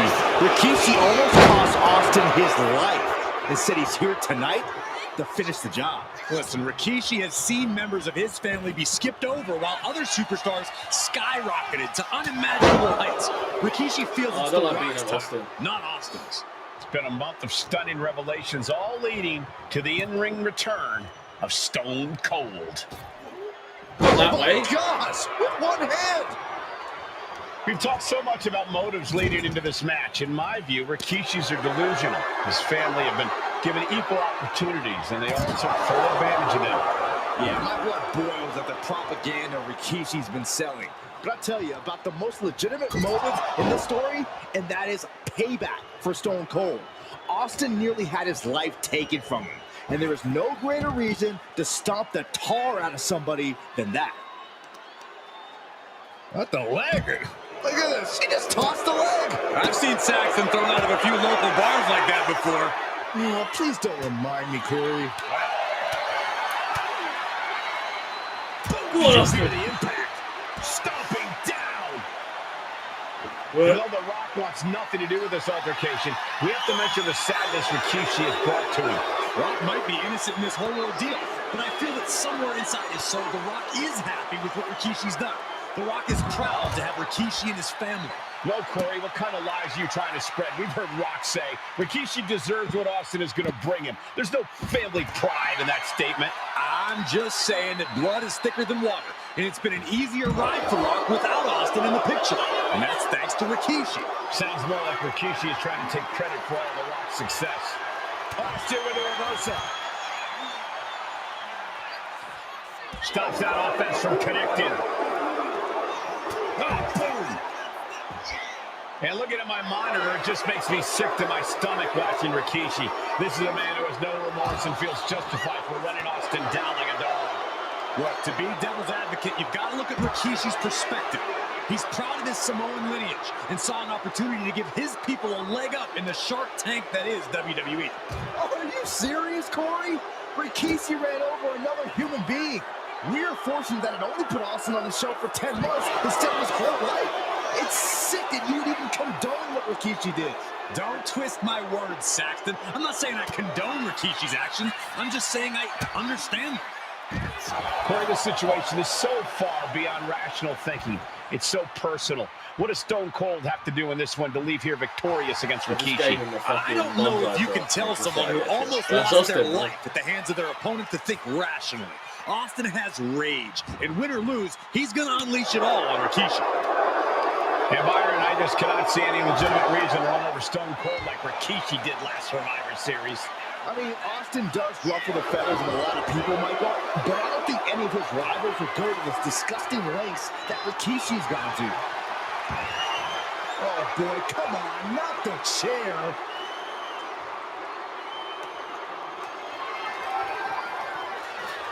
Shit. Clothesline! We talk a lot about Austin being prepared for a fight. Talk about the rattlesnake prepared. Rikishi hoisting up his opponent. Rikishi! Driver! Rikishi got all of it. Oh, okay. I mean...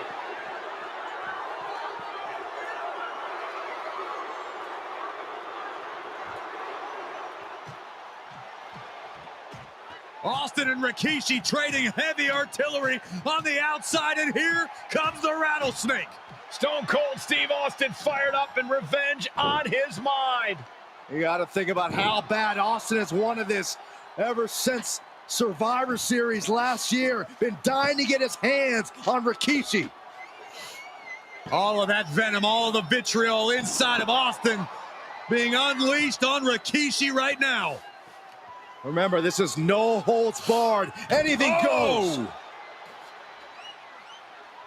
Austin has Rikishi down. The rattlesnake is red hot.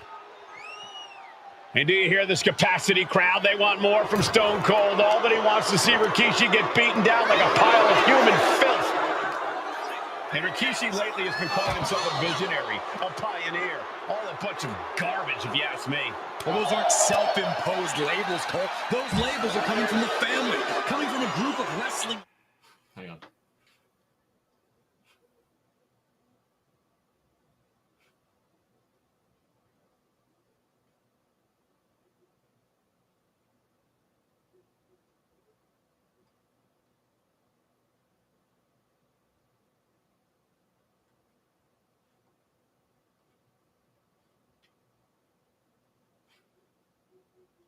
Actually, Combo. Legends who are proud of Rikishi for standing up and making a change in this business. I have a few labels for Rikishi. Coward, liar, embarrassment. That's for the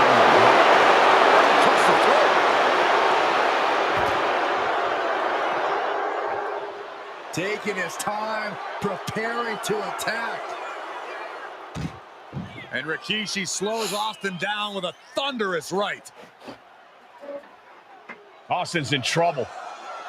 And now steel chair. Oh, and Austin, he just averted disaster there. And now Austin gonna deliver the punishment with the steel chair.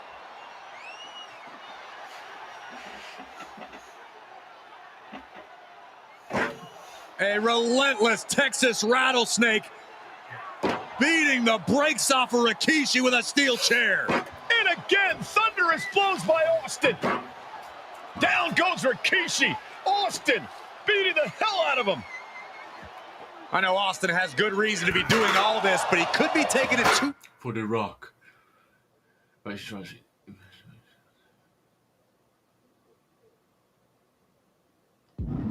this point. I don't think the rattlesnake has taken it far enough, Corey. Austin wants to put Rikishi's life in danger, just like Rikishi did to him. We're at the table, all right? A table! And guys, oh, you're going through that, bro. I don't think there will be any place settings.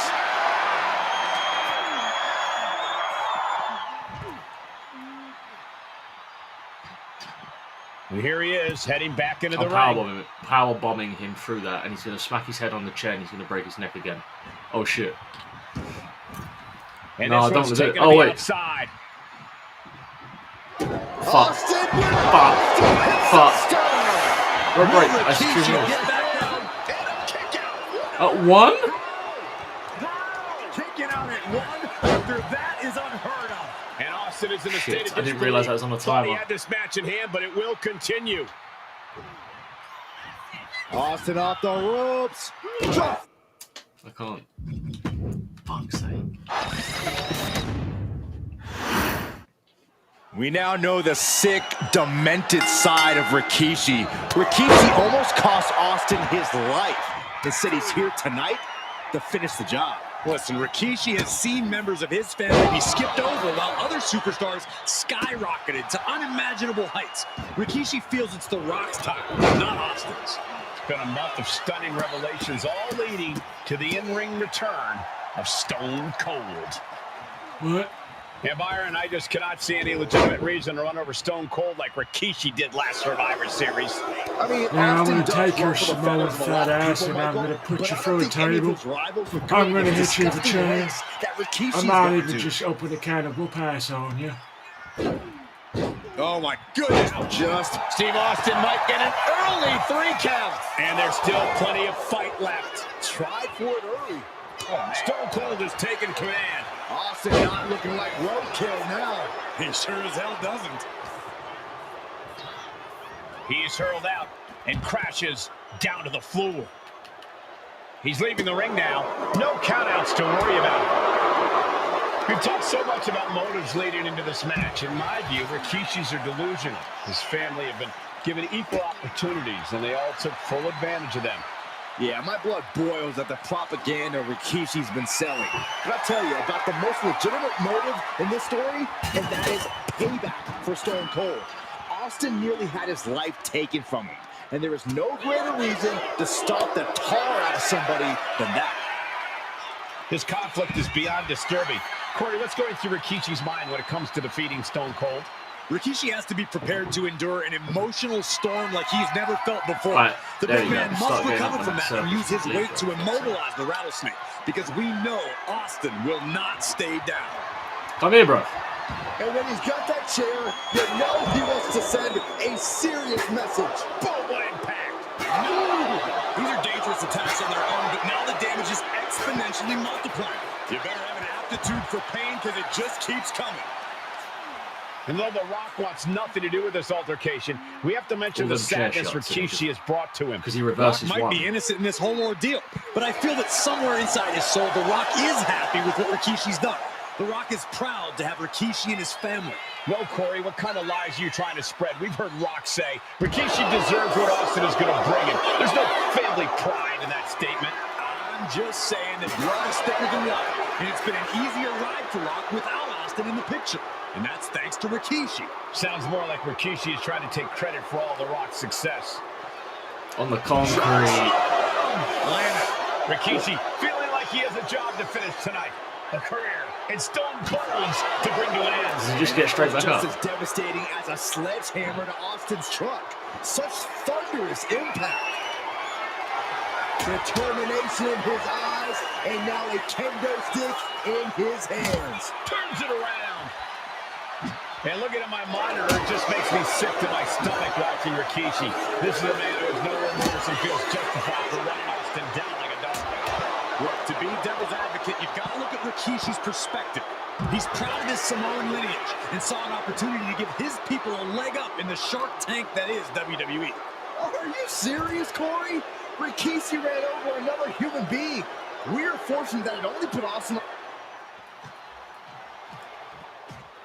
And do you hear this capacity crowd? They want more from Stone Cold. All that he wants to see Rikishi get beaten down like a pile of human filth. He'll make his way to the ring. Oh, no, guys. We better get out of here. Get out of the way, Corey. Spoken like a true man of bravery, Saxton.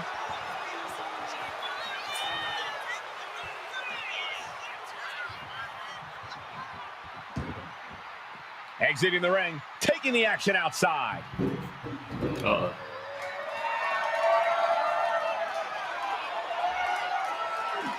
Oh, just driving those steel stairs right into their opponent. No! No! Bunch of garbage, if you ask me. Well, those aren't reach in and grab him! Those labels are coming from the family, coming from a group of wrestling legends who are proud of Rikishi for standing up and making a change in this business. I have a few labels for Rikishi. Coward, liar, embarrassment. Those fit him well. Oh, he fights Rikishi back. Trading counters and reversals back and forth. Oh. Rikishi feeling the pride of his family with every ounce of depth. Fuck. Uh-oh. Rikishi driver. And he's just straight back up. Unbelievable.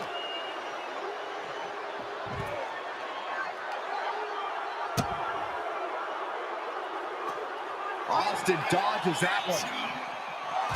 Scary mindset for the Rattlesnake. Austin has scattered pictures of Rikishi all over his home. Said that every time he looks at Rikishi, he's looking at a dead man. Yeah, Rikishi taking that as an empty threat, thinking that Austin isn't the man he claims to be. But trust me, when Stone Cold says he has you in his crosshairs, that's no empty threat. Boom! DDT! The face of Rikishi has seen better days, I'll tell you that. He quickly slides into the ring. A show of confidence from Rikishi.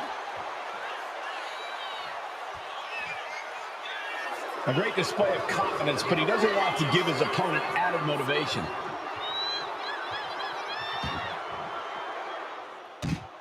And Rikishi slows off. I know Austin has good reason to be doing all this, but he could be taking it too far at this point.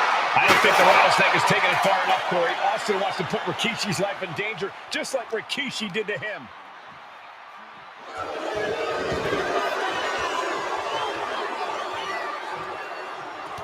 Ah! Oh, fast press and then Really run over the wire as well. And that was just dropping bombs. He got the shoulder up in time. Wow. One. Austin having flashback to Detroit. Rikishi's about to meet a stunner. And Rikishi with a counter. Counters on top of counters, and these opponents are at an impasse. Find some payback with their own reversal. Rikishi hoisting up his opponent. Rikishi driver. Rikishi got all of it. I don't do a stink face yet, do I? Bonsai drop, bonsai drop. Rump shaker. Driver.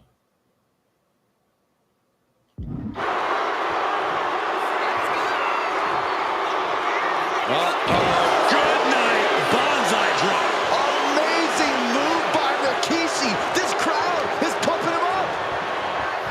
We knew tonight was not going to be pretty. We knew we would see bedlam. We are seeing Rikishi's evil intentions and Stone Cold's rage collide. Oh, what a response.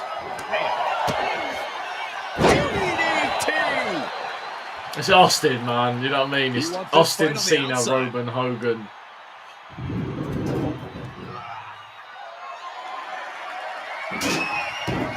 Into the ring again now. Close on the back of the neck.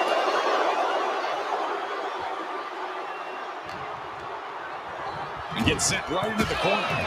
That'll stop you in your tracks. Continuous counters. These superstars looking back Down the hatches. These two are unloading. You can feel the utter hatred these men have for one another. There is nothing more they want to do than end each other's career. Both absolutely drained, but both refusing to give up. Who will break first? That is the question. Two fighters putting their haymakers on autopilot right now. I'm going for it. They are back and forth, blow for blow, just teeing off on another. And that'll end this exchange right there. Scooped up, here it comes. Rikishi, driver. Hold it out one more time. That has to do it. 2 count and a kick out. No one saw that coming. Austin somehow got the shoulder up. Intestinal fortitude on display from Stone Cold. The next big move might end this. The question is, who has the stamina left to pull it out? Who's driving those steps down as hard as possible? He puts him into the corner. Ooh, and he manages to reverse. Catches the kick. Short punch. No signs of either combatant backing down. You've just done this, Austin, man. Big shots being fired right now. Neither competitor letting up. Looks like a hockey fight's just broken out. What impressive determination from both competitors. Keeping at each other no matter what. Ooh. Fuck. Each exchange just sapping the energy from these two.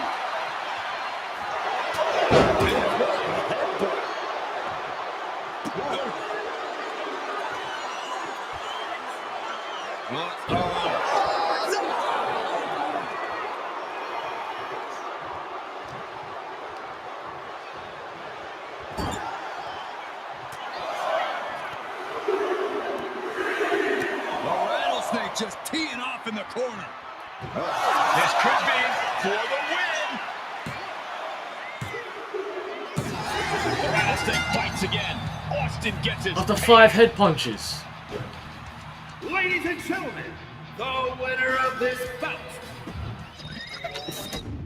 Fucking stupid, man. We now know the Stupid! sick, demented side of Rikishi. Rikishi almost cost Austin his life. Instead, he's here tonight to finish the job. Listen, Rikishi has seen members of his family be skipped over while other superstars skyrocketed to unimaginable heights. Rikishi feels it's The Rock's time, not Austin's. It's been a month of stunning revelations, all leading to the in-ring return of Stone Cold. Fuck off, you bold cunt. And Byron, I just cannot see any legitimate reason to run over Stone Cold like Rikishi did last Survivor Series. I mean, Austin does ruffle the feathers of a lot of people, Michael, but I don't think any of his rivals would go to the disgusting lengths that Rikishi's gone to. Sable's getting a makeover. That's not very feng shui. That definitely says more chaos to me. I'm restarting it. Alright, this is the one. This is the one.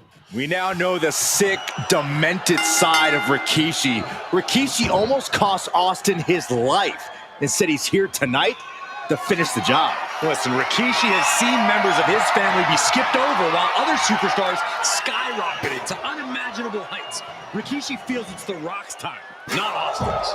It's been a month of stunning revelations, all leading to the in-ring return of Stone Cold.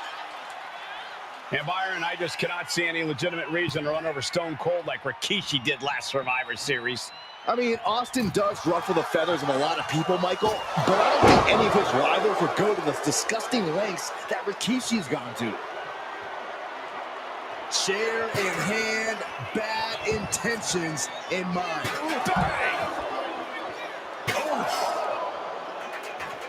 Able to avoid damage with an evasive maneuver.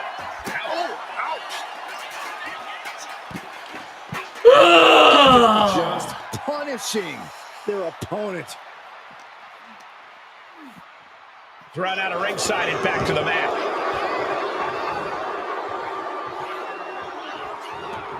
Taken to the floor, and he's got no worries about the count. Inverted DDT! There's no count! And though The Rock wants nothing to do with this altercation, we have to mention the sadness Rikishi has brought to him. Rock might be innocent in this whole ordeal, but I feel that somewhere inside his soul, The Rock is happy with what Rikishi... And here we go! Single leg crab! Wearing that area down here. Battling against the hold, trying to get free from it. This isn't about him winning or losing, it's about survival. He's got to relieve the pressure, and escapes.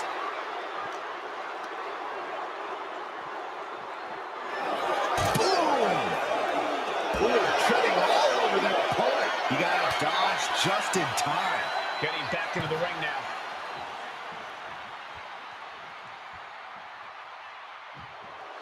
Oh man, Rikishi is a man on a mission now. No idea where this one's heading. And looking at my monitor, it just makes me sick to my stomach watching Rikishi. This is a man who has no remorse and feels justified for running Austin down like a dog. Look, to be devil's advocate. And do you hear this capacity crowd? They want more from Stone Cold. All but he wants to see Rikishi get beaten down like a pile of human filth.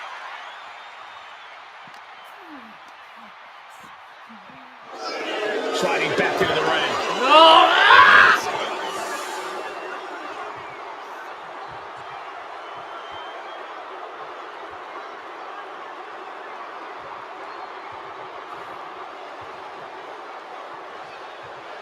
Oh man, Rikishi is a man on a mission now.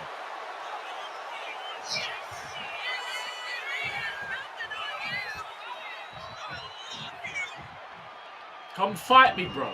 I don't know what he's got in mind heading to the floor here.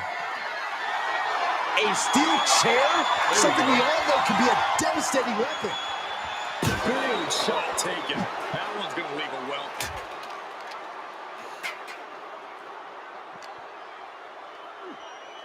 Oh, colliding with a barricade.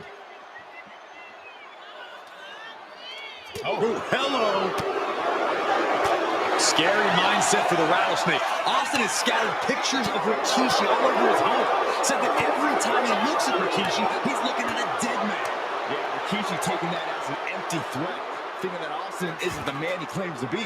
But trust me, when Stone Cold says he has you in his crosshairs, that's no empty threat.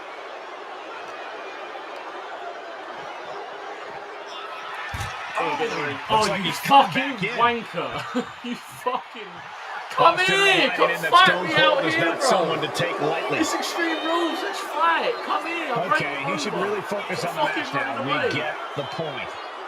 Come on, I'm a full fucking bar. Readjusting the furniture. We know how this ends.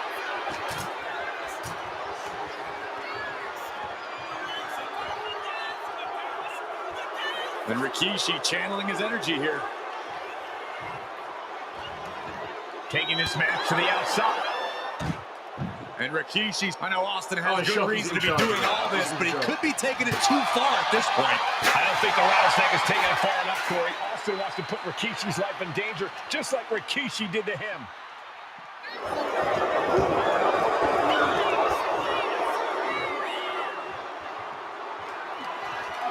Scooped up, here it comes. Rikishi, driver. And Austin is out. Cover. Kicks out, just kicked out. Unbelievable tenacity on display from Stone Cold. Austin simply refuses to quit. I can see it in the eyes from here. Disbelief. Unbelievable how this one is still going on. No way. No way. I refuse to believe that wasn't 3. Being placed in the corner here. And now you get the ring. Count out as he takes things out of the ring. He's about to make this more chaotic than the Battle of the Hudson. And he comes in under the ropes now.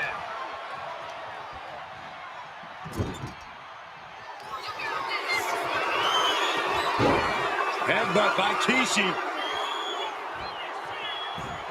Oh, Kishi getting his opponent in position. Turn out the lights. The party is over. Rope shaker from Rikishi. Rikishi may have put the exclamation on this one. Austin somehow kicked out. I cannot believe the beating he's been able to endure.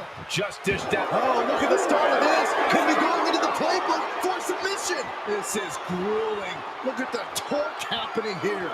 It's like living in a torture chamber. Rikishi somehow defangs the rattlesnake. Damn it.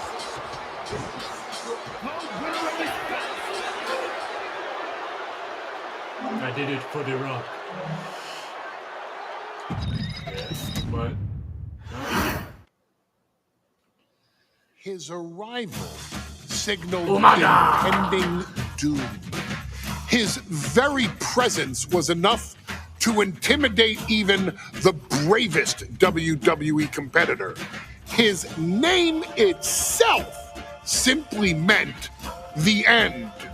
And if you found yourself standing across the ring from Umaga, you were most certainly coming to the end of your own road. The younger brother of Rikishi, Umaga, was every bit the Samoan bulldozer that his nickname would suggest, mauling opponents with ease, relishing the chaos that he created. A menace to the entire roster, an unrepentant badass, Umaga tortured his prey with high-impact collisions before ultimately sealing their fate with his vaunted Samoan spike, a vicious move used today by Solo Sikoa. Inside the ring, man, he was just a complete monster. Anybody that stood in front of him, he was going to wreck him no matter what he had to do. He was just a crazy, wild Samoan. Outside of the ring, man, just a loving guy to be around. A fun uncle, always joking, always barbecuing at his house. I always looked up to him. He was just so cool. Perhaps an unheralded aspect of Umaga's game was his mastery of mental warfare. Umaga loved to present a wild, out-of-control savage, one who needed manager Armando Alejandro Estrada to handle all the details while he destroyed opponents. Umaga was the perfect definition of the word aura. A two-time intercontinental heavyweight champion, Umaga established himself as one of the purest forms of dominance to ever set foot in a WWE ring. His intense clashes with Batista, the Heartbreak Kid Shawn Michaels, and Triple H, along with WWE Championship battles against John Cena, still live on in the memories of those who were fortunate enough to watch Umaga perform. And Umaga will live in immortality through every member of this family, whether it's with a huge Samoan drop, a running bulldozer into the corner, a Samoan spike, or even a war cry in the middle of battle. Umaga is forever. I wish he was here. I know he's watching from above. So you, our beloved Us in training, are asked one simple thing here in the WWE 2K25 showcase: to defeat John Cena. You've done that in this mode before, right? Simple. It was at New Year's Revolution in 2007 that Umaga and John Cena first collided for the WWE title. Umaga appeared to be too much for Cena in the minds of many pundits. Undefeated in WWE some 9 months after his debut, and things were going very well for Umaga. Until they weren't. Umaga would see his undefeated streak end by, of all things, a damn roll-up after rushing directly into the outstretched shoes of John Cena. 1 second of luck allowed John Cena to escape the inevitable, and now it's on you to fix it. Head into that ring, showcase Umaga's cruel brutality, and get Umaga the WWE Heavyweight Championship victory that he should have gotten in the first place. I assure you, my dear friend, Armando Alejandro Estrada will make sure nothing else goes wrong if you take care of business inside the ring.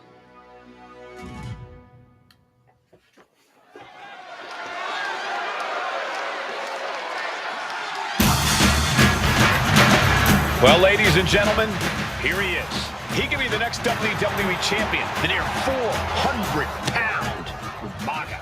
A man that since debuting right after WrestleMania 9 months ago has remained undefeated. And Umaga...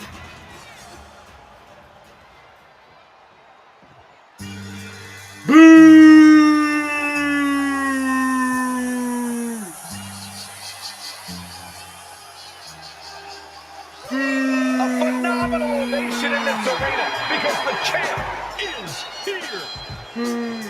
John Cena sucks. John Cena sucks. Reverse gear. Absolutely not. The champ only goes one way, and that's straight at you. These are PS3 games. The following contest is scheduled for one fall, and it is for the WWE Championship. Introducing first, the challenger from the Isle of Samoa, weighing in at 353 pounds, Umaga.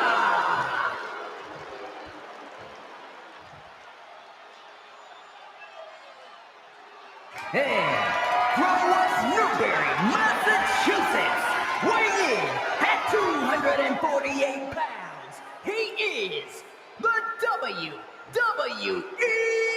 Champion, John Cena!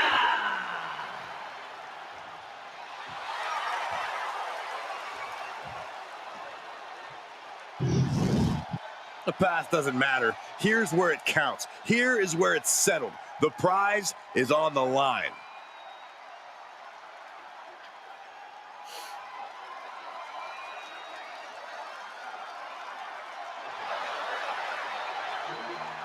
Alright, that pulls it.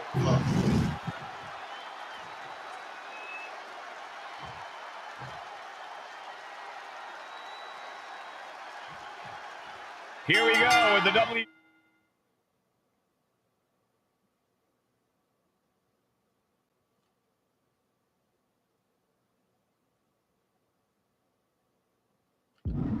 Championship on the line. John Cena versus the Samoan Bulldozer Umaga. Big fight feel here in this building. The undefeated Umaga has set his sights on Cena, and there's nothing left standing in his way. Umaga doesn't just want to beat John Cena. He wants to... He's got to need to pause this. There's no point doing one objective. John Cena and... I'll just have to leave it there.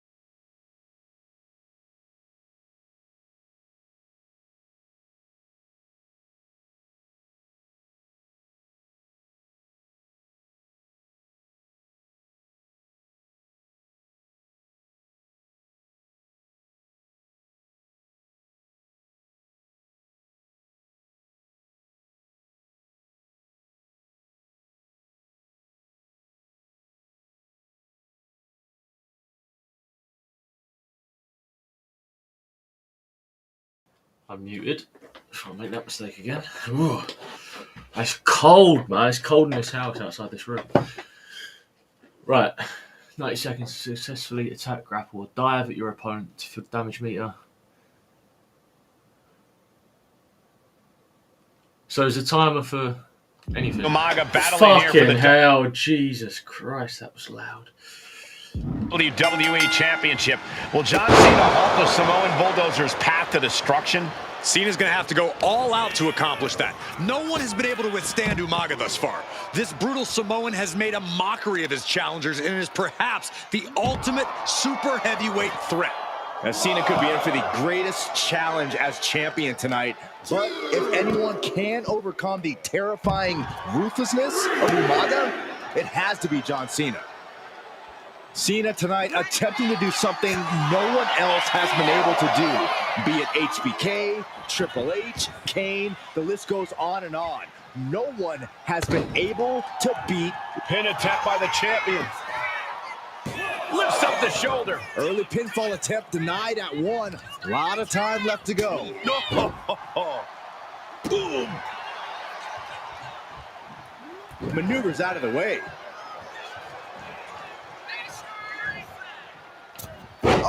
Oh, well done, John. Well done, mate.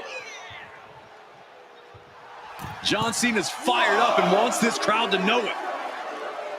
Come at you, Slag. All right, he's got to refocus up now.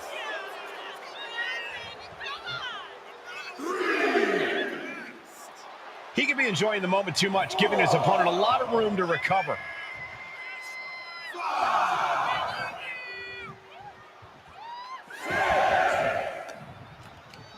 Neck is trapped. Suplex! Such a unique situation for the champion John Cena tonight. This could be the first time in Cena's career that he comes in as an underdog champion. And that's a credit to the challenger. Anybody would be an underdog against a man that's undefeated. Umaga simply looks unbeatable. But John will fight you as long as he's breathing. That's the Cena style. No question John Cena has his work cut out for him taking on Umaga, who's been aptly named the Samoan Bulldozer for his relentless offense. Yeah, and while Umaga may not be as refined in the ring as other superstars, his ruthlessness more than makes up for the difference. Watch this not count. Umaga can connect with some truly merciless attacks, then Cena and his title reign could quickly be in trouble. And Umaga will look to continue to use his 100-pound weight advantage in an effort to become the WWE champion. And let's remember this event last year, Byron. New Year's Revolution has not been kind to John Cena. He lost his championship a year ago at the same event. A mental hurdle Cena needs to overcome for sure. But the past is the past. I think John has a much bigger distraction in front of him right now. Armando, I swear.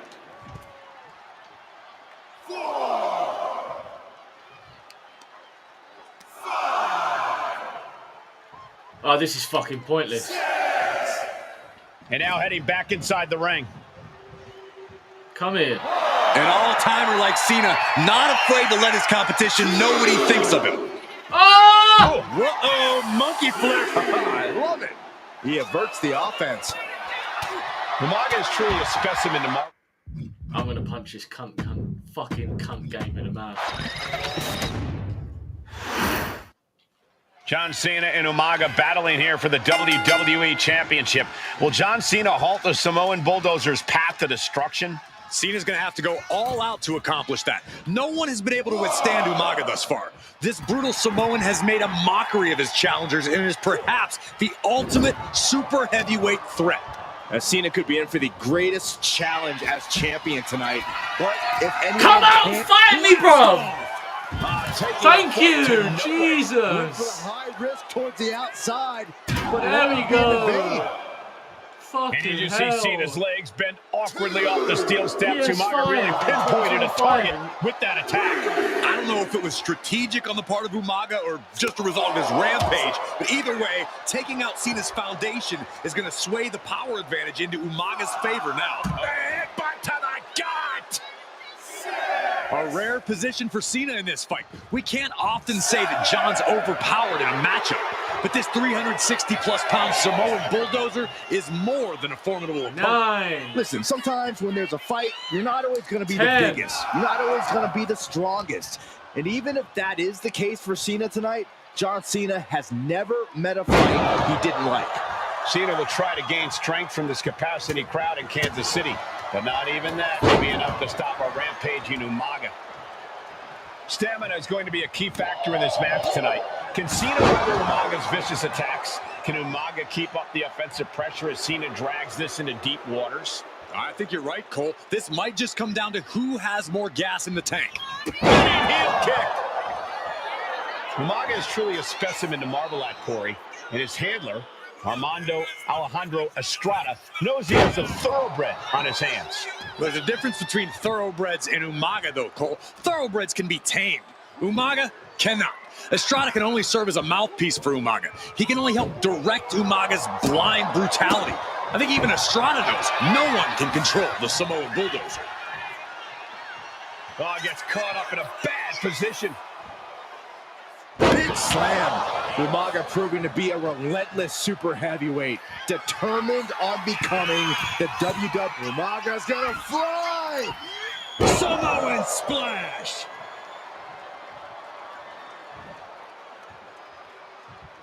He turns it around on Umaga. And Umaga, of course, coming from a very rich heritage. Some of the greatest athletes in any sport come from the Samoan heritage. Umaga's aggressiveness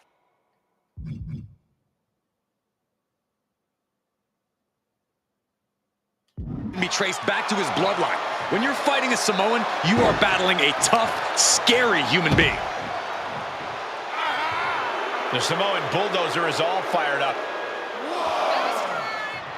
Clearly lost in the moment. He better snap out of it. Look at this. He's feeling it. and looking for some support from the crowd. Umaga! Pop-up Samoan drop. Yeah. Cover. New champ incoming.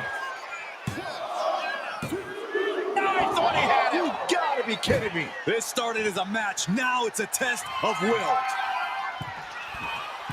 From the top rope. Oh, Samoan splash. Cena has no control here. Umaga is simply overpowering John Cena right now. And I could look at Umaga and he reminds me of Yokozuna, whose unmatched thickness and size in unorthodox offense. Look at Umaga's thighs, his calves. They give him a great power and a great base. It makes him almost impossible to knock off his feet. He's thick, he's strong, he's nasty, and he won't be The champ with the cover. He breaks the ref's count before 2. Still gonna take a massive effort to keep him down.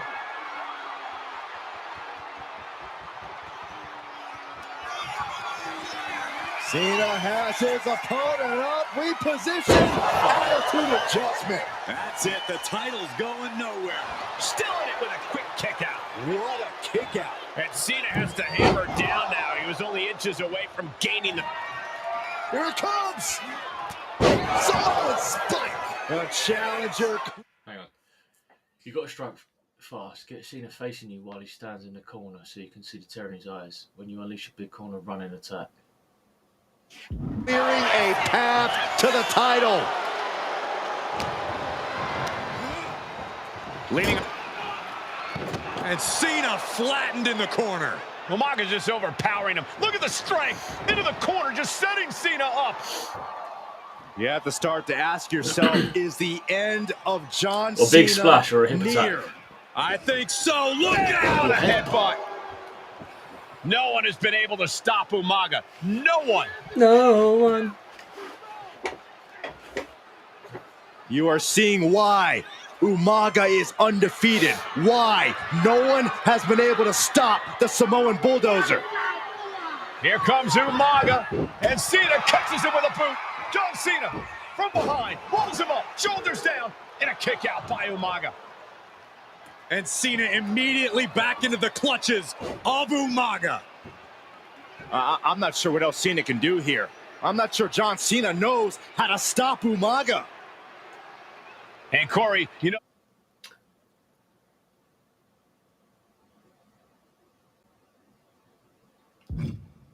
What they do? There's no force equal to being on the receiving end of a headbutt from Umaga. It's in Umaga's DNA. Generations have perfected the art of using their own skull as a weapon that can stop an elephant. This seems to happen to everyone who dares get in the way of the Samoan bulldozer.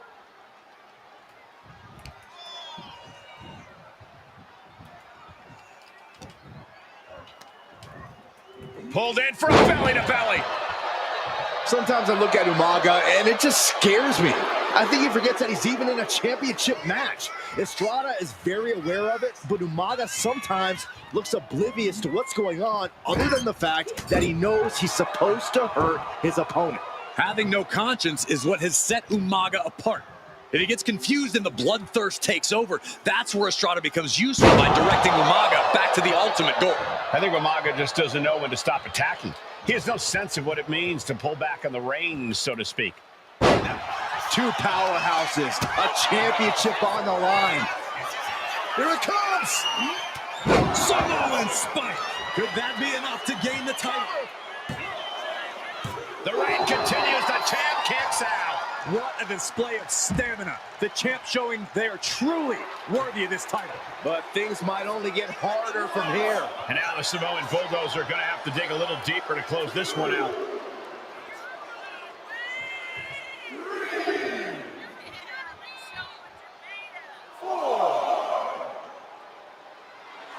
The wild man Umaga only getting more intense here. Oh, calm down. Running heel kick. Overwhelming offense now from Umaga. Uh-oh. And the camel clutch is cinched in. Trying to fight it. Anything to not give up. New champion, an undefeated champion. here is your winner, and the new WWE Champion, Umaga!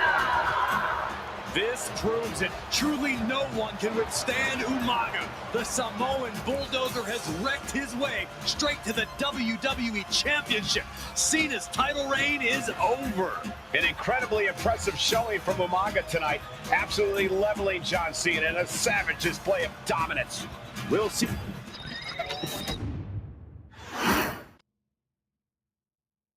Hey, in WWE, things move really fast. If you aren't present in the moment, it can feel like a year goes by in only 2 or 3 minutes. That's why you always have to make time to make sure that you check. Hold on. Did I just hear myself say 3 minutes? Stop. Can you believe I'm actually doing Eric Bischoff's shtick?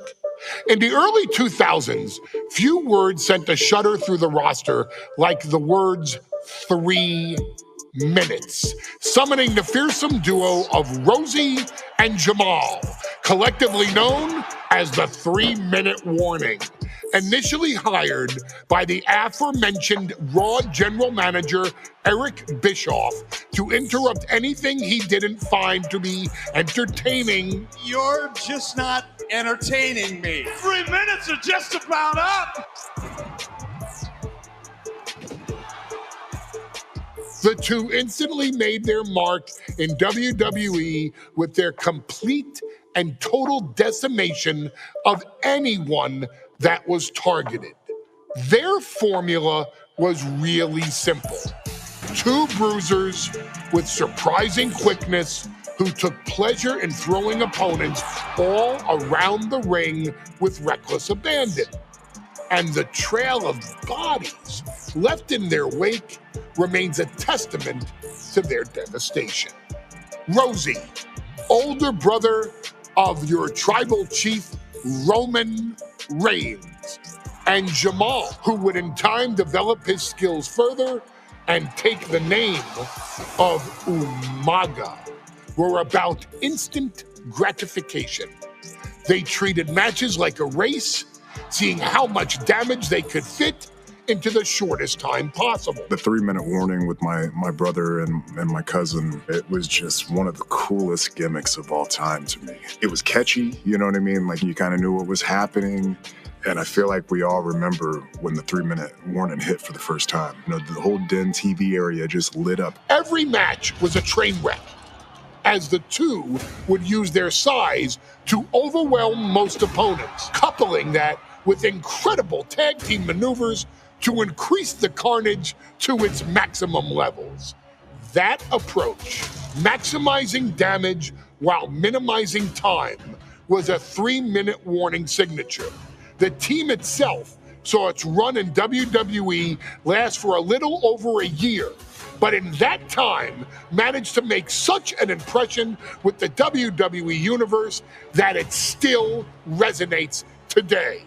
They are proof of the impact anyone can make if they capitalize on their opportunities, as 3-minute warning did every single time. It was a short-lived gimmick, but it was a really cool gimmick, and I just think it shows the versatility of, hey, if you need us to go out there and tell you a Broadway story, I'll cover 2 hours if you like. But if you need us to come out in 3 minutes to make an impact, we can do that too. But you gotta be really good to be thrown in there with the very, very best in the industry. I'm getting all pumped and proud, you know, for my brother and my cousin right now, just thinking about it. Here in the WWE 2K25 showcase, we have selected another team that embodies the same mindset in Akam and Razor the AOP.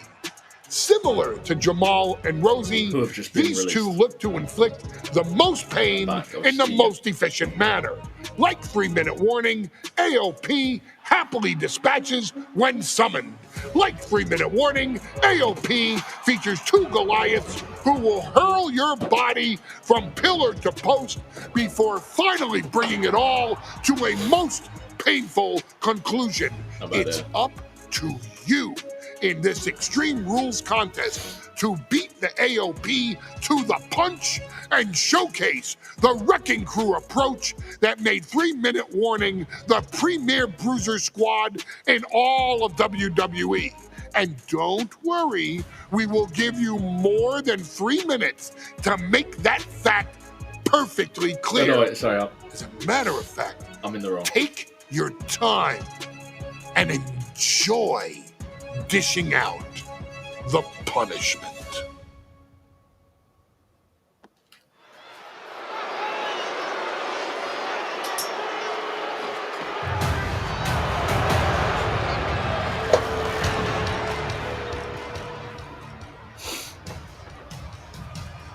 AOP is here.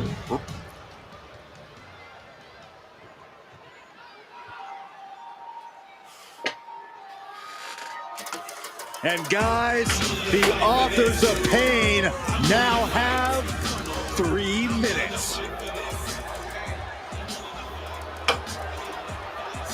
This at a combined weight of 770 pounds.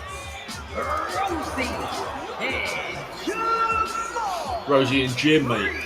Minute warning. Authors of Pain versus 3-minute warning is a recipe for brutality and ruthless carnage. And that's an irregular match, Cole. This is Extreme Rules. These two hit squads are going to tear each other apart. 3-minute warning made a career out of demolishing anyone who got in their way. Why would AOP be any different? Because that's exactly what AOP does too. They play the same game as 3-minute warning. Here we go with AOP and 3-minute warning going head-to-head. This is an Extreme Rules match, and it's a good thing it is, because neither one of these teams likes to play by the rules or limit their aggressive tendencies. There is nothing on the minds of these men except dealing as much damage to one another as possible. Both 3-minute warning and the AOP excel at brutalizing their opponents and inflicting massive amounts of pain. But only one of them can be the best at it. We can safely predict that this is going to be an exceptionally gruesome and painful match to watch. Pay special attention to Rosie in this matchup. 6'5", 375 pounds. The man can run a 40-yard dash in 4.8 seconds. This guy is a pure athlete. Rosie played high school football with a legendary running back before playing college ball in Hawaii. Imagine being pancaked by the force Rosie brings. Many would call the AOP and 3-minute warning equally brutal. How can one of these teams get the edge in this head-to-head contest? It's true they're well matched, but AOP tends to be the more methodical and calculating of the two teams. If AOP can get control of the pace and smother 3-minute warning's chaotic in-ring style, they'll be in a position to win this. Oh, no. Oh, not to the belly. Quick pin attempt here. Shoulder after two. A strong kick out to stay in the fight. And he gets delivered back into the ring. Isolating their opponent's arm and And that clearly rocked Razor a bit. Yeah, Rosie. Double leg takedown, got the shoulders down. Easily kicks out of that one. That's too early for that. Counters with an elbow right into the face. Running FTO plants. Nicely done. Saw it coming. It counters it. Watching the hardcore style of 3-minute warning. Both of these men are from the hood, so to speak. Grew up in the streets, brought up to be tough. Rosie and Jamal have a rough tenacity. A duo that couldn't care less about headlocks. They're just all about beating the hell out of you. 3-minute warning's thug-like tactics need to be respected. Rosie watching. Good Lord, taking flight. Coming down on their opponent like a sack of bricks. Deposited across the barricade. Come on, come on. And he's leaving the ring for the moment. Nice job dodging contact there. Oh, you can tell he's feeling it now. This fight is pumping him up. My goodness! And then look at that! Moving into the ring. Taking the action to the outside. Might be taking a breather here. Rosie and Jamal tell their victims that they will feel the 3-minute warning. What does that mean, Corey? Well, it means a lot of superstars will get run over by the pain train, and it's only going to feel like the longest 3 minutes of their lives. When you're as big and strong as Rosie and Jamal, that's how quickly it can be over.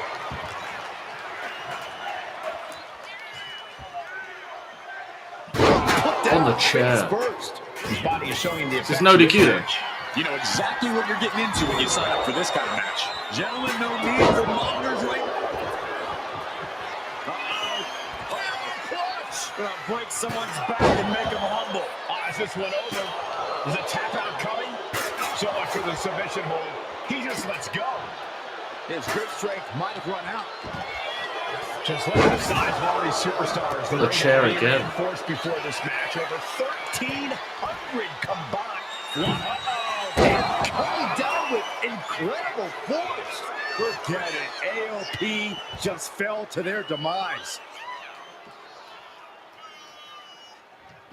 We knew this would be a grueling and punishing match, but AOP and 3-minute warning are exceeding all expectations.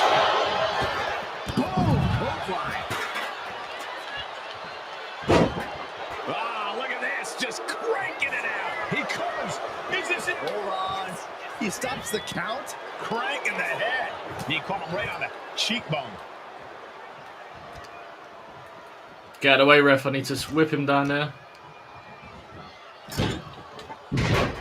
He gets into the ring. Looking to do a little clanging and banging with that sledgehammer.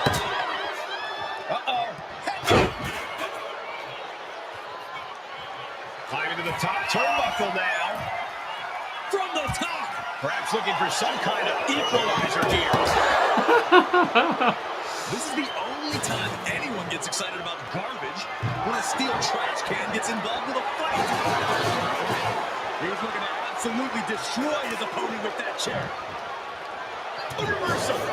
Nice takedown. Stack them up. Ref ain't even looking. Shoulder up even before a 1 count. How did he do that? Shoulder attack. Going for the win. Instantly, he has his shoulders up. You got to question, how much is it worth? How much is it worth to continue through the agony? It's obviously worth everything. Obviously worth every drop of sweat on the ground. Pump handle locked in. Death Valley driver. AOP might have just passed their final testament.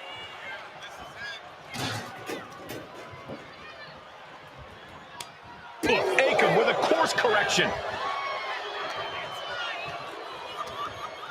Sidewalk slam! Almost drove him through the ring. Wait, who am I, Rosie? Rosie's got splash. Got them off their feet here. No, over here. Shoulders down, raise arm, might be down to the count. Oh, come on. Did you really need to stop the pin like this? No. No, I want to be both of them at the same time. He's out of the ring. What does he have in mind now? He's reaching under the ring for anything useful.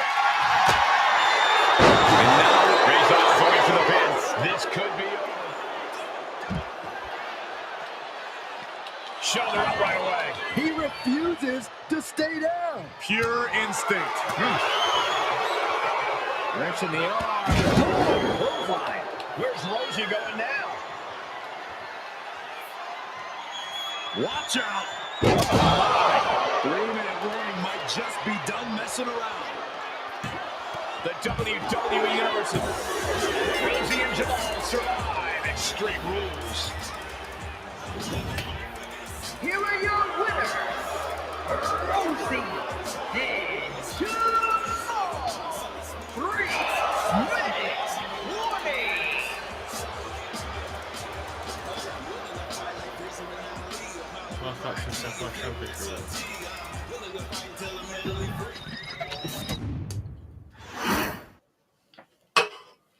We've come to the part of the showcase when we get to talk about Tamina. Nobody meaner than Tamina. I do want to quit and go to the thing though, so I'm gonna skip.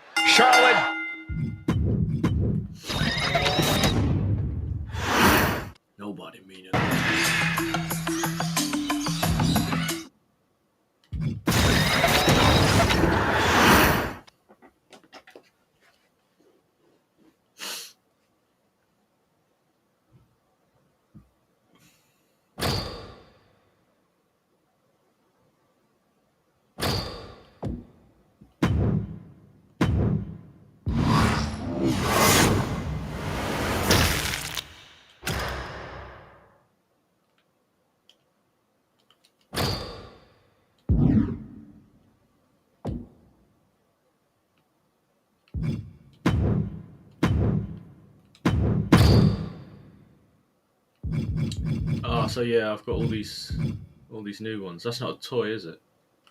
No, I've got Rock's toy and RVD's toy. Did I get Dirty Dom's? Yeah, Dominic's toy. No, that's not his toy. It's just his WrestleMania 39.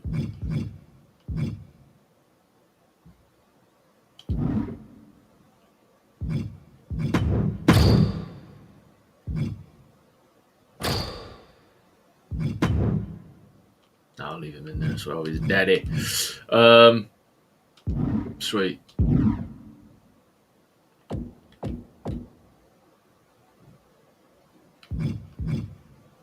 Where was I on World Tour?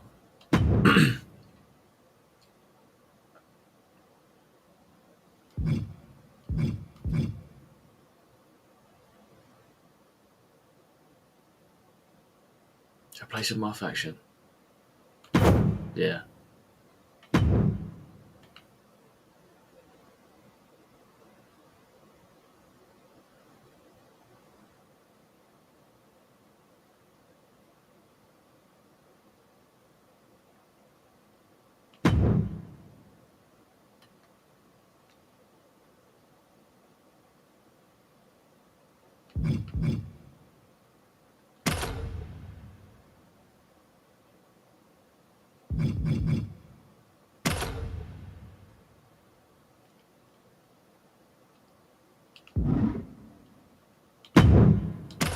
Okay, I want to change them, no?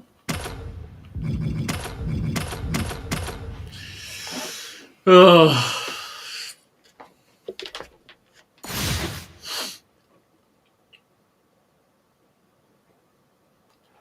Here we go, and there's sure to be plenty of old school action in this one with the new Catch Republic involved. I'm expecting counters, wrist locks, and joint manipulation in spades.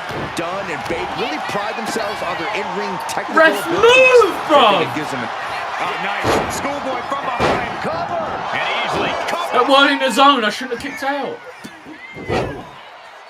And he breaks the count quickly. He's not letting fatigue. And why am I down this long? Just fucking start the match. I'm right now. With no rules, what good even is a strategy?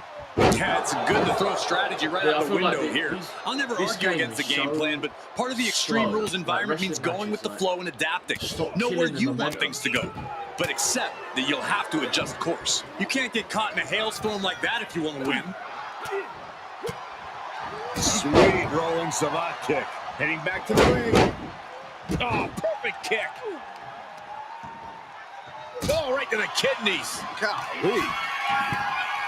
Oh, perched up top. All the way to the outside. That's going to be on highlight reels for a long... No. A slingshot cross body. What a display of fearlessness we just witnessed. That's the kind of attitude you need to take yourself to the next level. And whatever the game plan, it didn't look to work out for Pete Dunne there. Peter Maivia not backing down. Don't be an elbow drop. Take him. Oh, to the belly. To the belly? You fucking nonce by What a smash. Belly. That's just insulting. Rolling Thunder? RVD. Knees up, had that telegraph, but can it be capitalized on? Down running the schoolboy, shoulders him down. He thinks he has it. No, kick out at two. This is going to come down to who. And look at this now, bad intentions coming with this hold. Perfectly executed submission hold, locked in. Nice escape. Vicious right forearm. Look at this heel hook. This is how you punish your opponent, and he's enjoying every minute of it. And he's being somewhat backed into a corner right now. Pedigree. Yeah, no one has ever won an Extreme Rules match by playing it safe. And a clothesline counter. Get up, Rob. For fuck's sake, man. Come on. Oh, man. Poorly timed offense there. Great trouble here. Can he get it fully locked in? A stump puller. Stretching and bending the leg like they can't take it anymore. Bate tried his best, but couldn't avoid elimination. Van Dam heads up. This is going to be good. Rob Van Dam! 5-star frog splash! And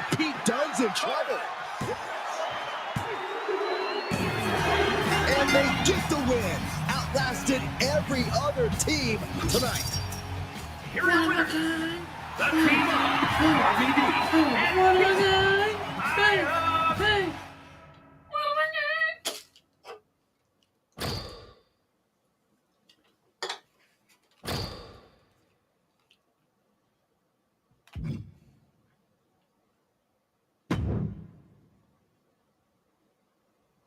Oh, squares modifier lineup. Sorry, my camera's in the way at the bottom of my telly.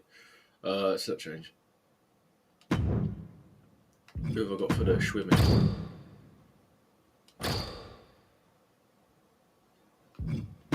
And then... Oh, Maxine 70 as well. I want a big Lonnie Jordan saying I haven't used her yet. I like Dakota's moves.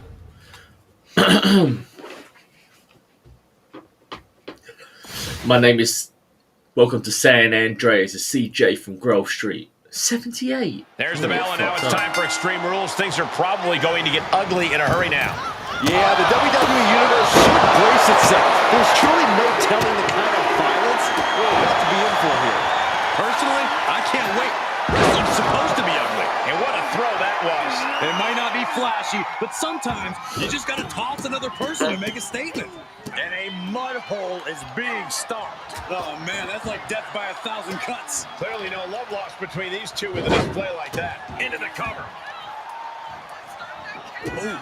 She gets a quick kick out there. Getting that shoulder seemed to be pretty easy. And she's returning fire.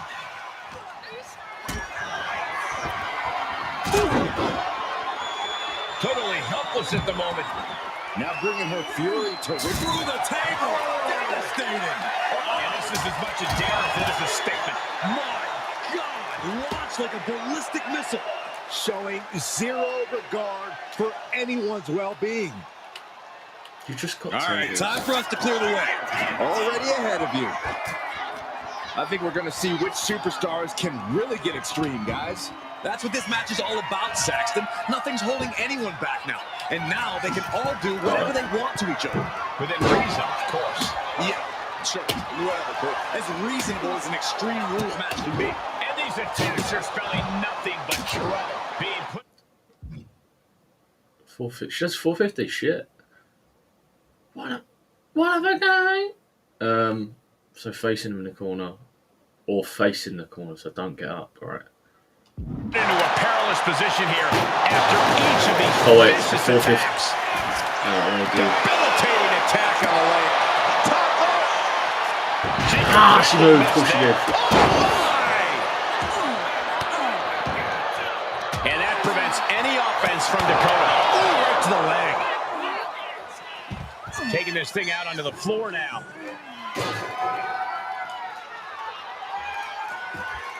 Right on target with a stop to the gut. Expertly applied suplex. Taking things back into the ring. Fighting back with everything she has. Such an underhanded tactic there. Kick to the back. And now Asuka experiencing a little bit of what it's like to be cut down to size. Yeah, Kai displaying a higher level of aggression. Oh, straight forearm. She's locked, and things aren't about to get any better. And she's out of the ring. Remember, no countouts in this one. Those are folding chairs, but they can also fold you in half. Dangerous intentions in her mind right now. No matter whose side you are on, no good can come from wielding that sledgehammer. We are witnessing I don't like Spanish flies, no matter how good they are. And she's set right. Jordan with an elbow to the face. Kalani now gonna head up top. Oh, split-legged moonsault. There won't be One of a kind moonsault. Oh, because she, yeah, from what the? RVD. Why? She could have got it. Man, what timing on that counter. Oh, man, she finds a hard landing on the outside. Super kick! Oh, look at this.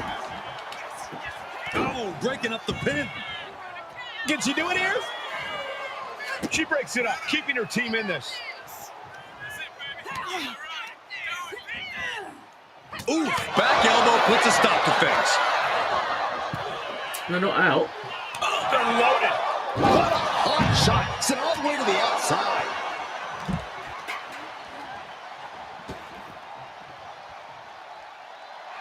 Wheelbarrow takedown, shoulders down, extra leverage bridge. And she thwarts the pin attempt in one. This battle rages on. Dakota Kai, kick to the ribs. Chiropractor. The chiropractor. Wow. Cover. 2. No, she kicks out. That is just pure instinct at this point. I don't know what they're looking for here. Oh, boy. Kendo stick in hand, nefarious look in her eyes. Few superstars have collided like this. I frankly don't know how they're still competing. Their minds and bodies devastated. I can't imagine being in this position. It's absolute pandemonium in here. And it's all because of the willpower these superstars are showing. Dakota from way up. Oh, bad landing. That's not what she had planned. She had that scouted. She's headed out of the ring. Countouts are not a factor for her. She's taking things back into the ring. Oh! Looking like John Henry swinging the hammer like that. Oh, man! And the damage is just going to keep on coming if you can't find the defense for this. This doesn't even look like trying to win a match anymore. This looks like trying to end someone's career. This is getting scary now. No one can survive this much. Sane has lost any sense of command in this one. Sane's on the wrong side in most of these exchanges. She's looking even worse for wear. Arm wringer. Oh, there it is. The Oscar lock is in. The Oscar lock is in. Submission locked in. Let's go over submission hold. Not sure what she's got planned here. And now placed in the... Ooh, nasty shot by Kalani. And oh, this is a thing of beauty. Behind moonsault. Does Jordan put this one away? 2.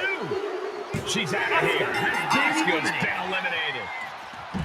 She's choosing to leave the ring now. Fury Sane with some good timing here. I don't do the kick. Is it just in the corner? Right? Yeah.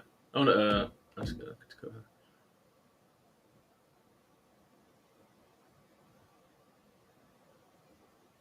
Where's a haluva kick? I can see up to the rafters, and there's not a single person sitting down. What an environment this is. All eyes are glued on this battle. No telling what you'll find under the ring here. She's got a table and a plan in mind. Let's see how this plays out. Oh, wow. Giving a new meaning to the move, hammer throw. She's looking to really turn things up a notch with that chair. She's just begging her to come at her now. She's getting back into the ring, under the ropes. Going up high with the punch. Leading her into the corner now.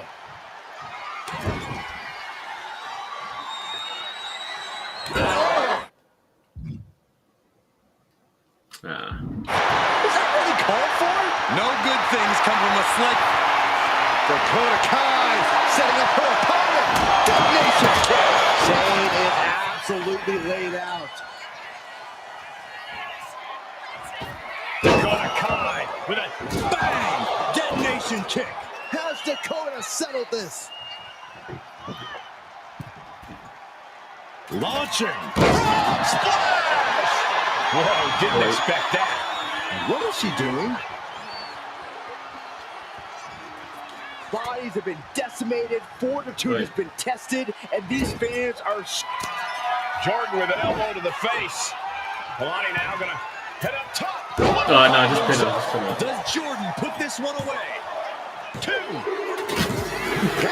They outlasted every other team in this match. Here are your winners.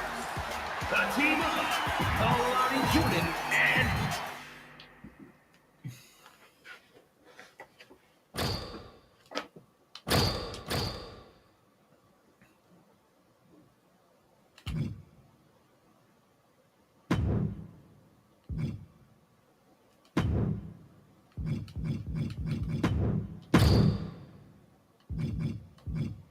Why can't I use them?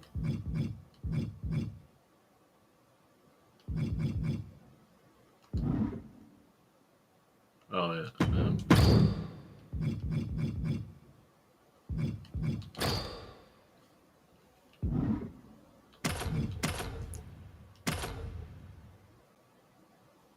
Oh, wait, did I pick them both? Was it a 2-on-2?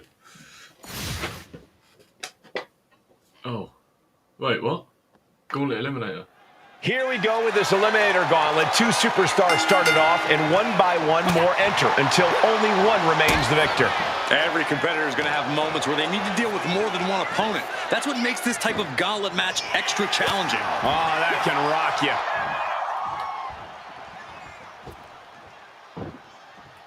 Oh, a spinning heel kick. Some might call that showing off, but what a display. What a way to flaunt your abilities.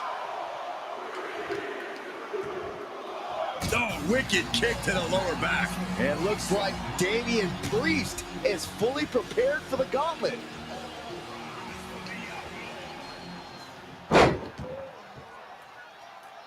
Beautiful moonsault. Wow, did that just happen? Getting the shoulder up before 2. Keeping a loss at bay for now. They're fighting. Ooh, that hurt.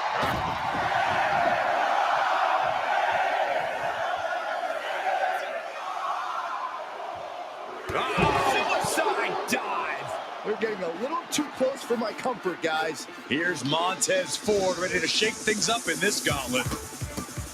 What does it take to survive a grueling gauntlet match? It takes serious stamina, Cole. You can't ever run out of gas. You have to be ready to dig deep and just keep pushing forward through every opponent. Leg breaker. Boom. Boom. Effective dodge there. Got him in the corner now. And he turned it around. Here we go with Seth freaking Rollins. Next to the gauntlet. Big shoulder up. Are you kidding me? Not even a ring count. He's looking for something. This could get dangerous. Seth Rollins has found his favorite equalizer, a steel chair. Those educated feet to good use. Why are they coming in so quick? Went for the springboard and miss.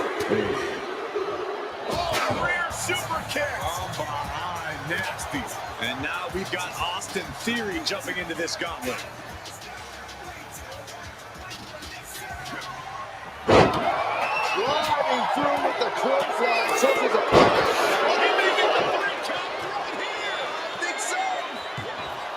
He's able to beat a 2 count. Wow, I thought this was over.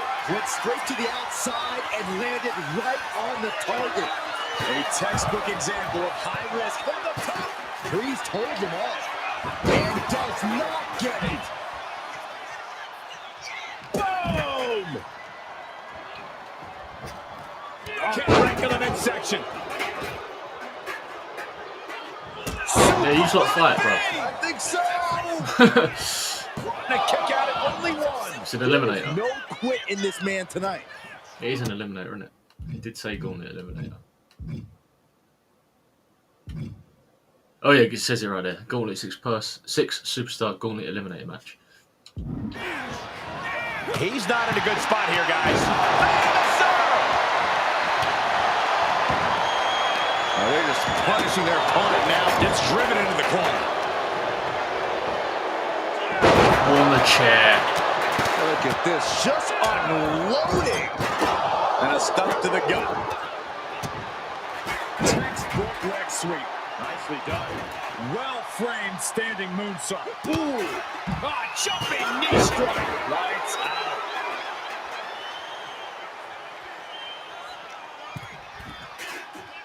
Oh, get ready. He's waiting for the perfect time. Johnny wrestling in the zone and letting him know it. Big forearm. Clothesline. Oh, what a clubbing blow.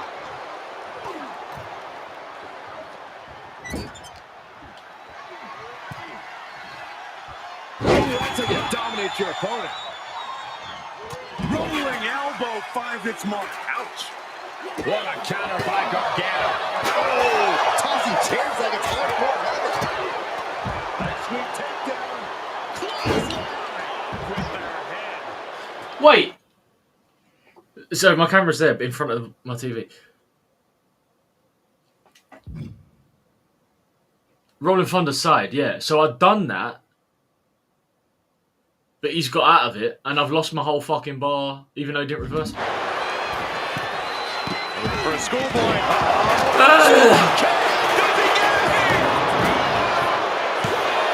breaks the ref's count after one. Wow, I thought for sure that was it. What a cutter.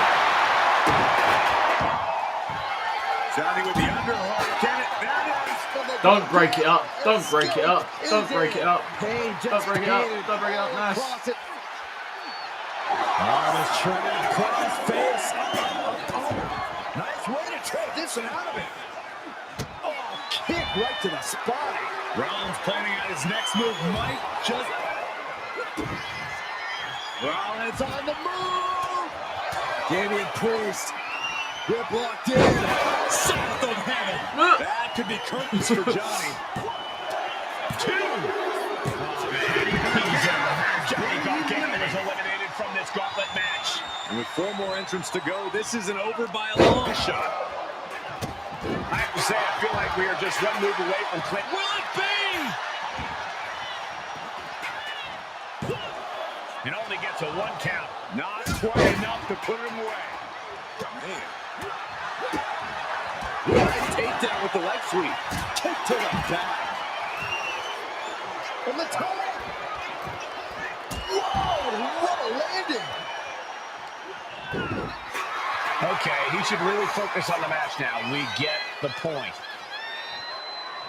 Oh, my God. Looking for something, anything under the ring. Ow! Just right after the other. Can't be stopped. You saw that being telegraphed. Whack! This is turning into Swanson Street. Any one of these attacks could cause irreparable damage, but I don't think you can come back from this many. That holds back Ford's attack. Running leg drop. Leave him alone, sir. Here they go.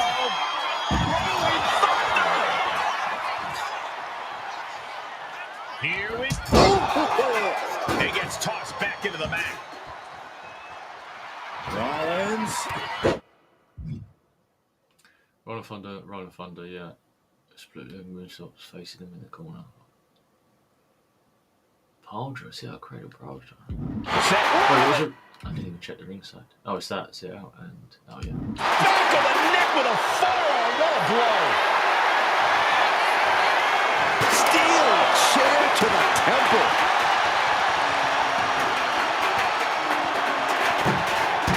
Delivers the cross body. He breaks the ref's count after 1. These 1 counts are going to get harder and harder to kick out of. Uh-oh. About the head. Cover. There's 2. 3. No. Now is not the time to wallow in disbelief. Pressure must be kept on. From the top. I missed that one. He landed rough there. Damian Priest looking to flex his massive power. Has his opponent way up high in the sky. Inverted DDT. He may get the 3 count right here. This is it for the cover. That's it for Seth Freakin. Diving cannonball. Here's a cover. Could be it. Kicks out. He still has life. I am in shock. What's it going to take to keep this guy down? I should be able to do a double here, man. Rob Van Dam. Crash landing. Couldn't even get the single. Countered into a jawbreaker. Uh-oh. Oh, no. Settling up. Does he have him here? Makes the cover. That'll do it. Theory's gone from his gauntlet match. 2 more competitors to come after this entrance. This is awesome. Uh-oh, he's searching for something. Nothing else. Bruv, it's a PS5!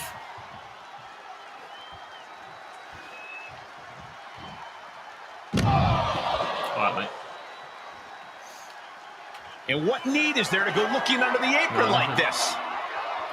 Get up, get up, get up. Nope. Neck breaker. Okay. And I'm down again. Let me have a drink. Oh, a knee to the face. This arena is roaring. I think the desk is shaking.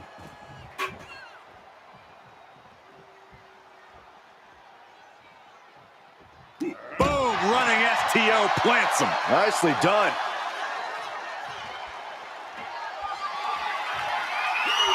Oh, my gosh. Oof. Clearly lost in the moment. He better snap out of it.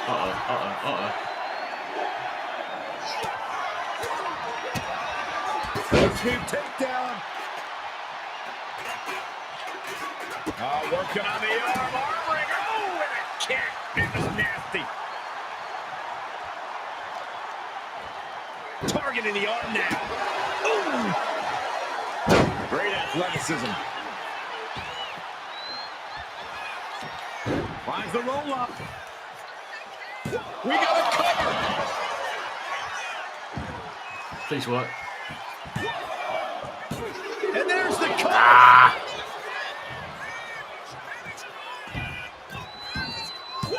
And he only stays down for a 1 count. He's still got life in this matchup. Speed kick. Floyd seems unable to. Shoulders down. Strong kick out late into the match. I'm just as shocked as everyone else, Cole. His opponent included. Big clothesline. Yeah, you used to use your finishes on each other. There you go. Being praised. Crucifix. Razor's edge. Will that finish Montez? It's all over for Montez. No match for the gauntlet. And now here we have it. Right at the final stretch of this gauntlet. I have got a finisher. Driven down. From the top. Diving elbow drop. Are you kidding me? Gets out of the way of that one. What energy in the arena tonight. This could be a perfect finish. Rolling thunder. Headed to the top rope. RVD! 5-star frog splash from RVD. Transitions into the pen. Is this it? Get it. Eliminated. Here's the last superstar standing.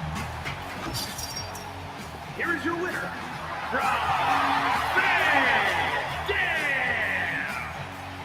One of a kind.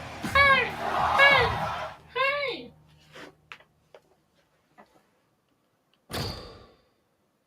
Ascent.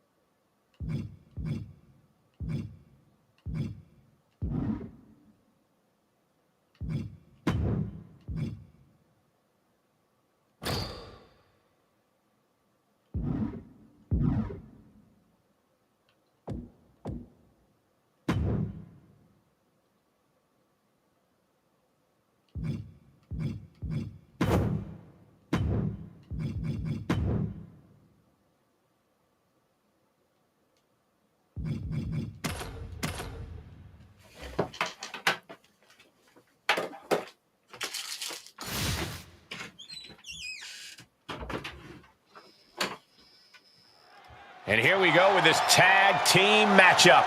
Set for competition, we see Kalani Jordan, Katana Chance, Naomi, and Dakota Kai. Well, they will be facing some fierce tag team action with Shayna Baszler, Shotzi, Natalya, and Zelina Vega. These teams have built up lots of animosity towards each other, and now they have finally reached a tipping point. I would expect Bedlam to break loose here. Goodness gracious.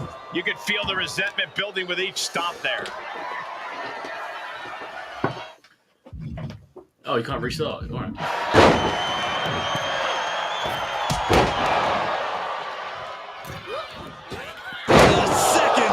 Suplex. An unyielding showing of authority. No two ways about it. Just ejected from the ring. She makes the tag. Wait.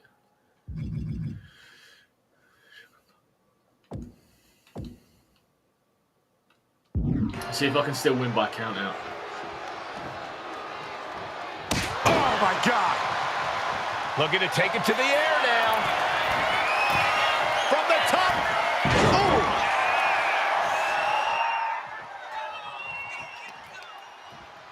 Jarring impact. Boom. That puts her on the offensive. Ooh. Drop kicked all the way to the floor.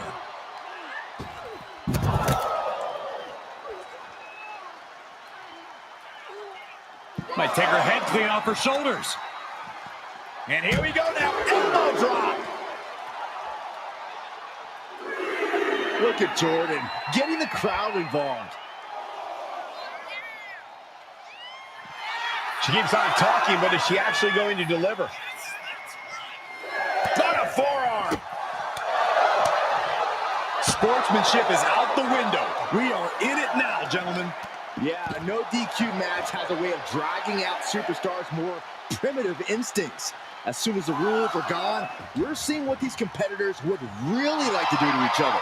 It's not even necessarily anything personal, Saxton. Oh, it's an elimination. All right. Rules. So you might as well go with the flow, because if you don't, you're going to be in a world of pain. And it's say of I for Shotzi. Well, there she goes.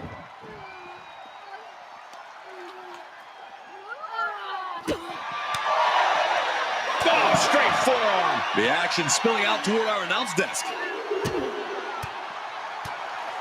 Wicked roundhouse kick. Oh, what a Mayorana. Momentum is clearly against Natalya now. I don't know if Natalya can withstand this.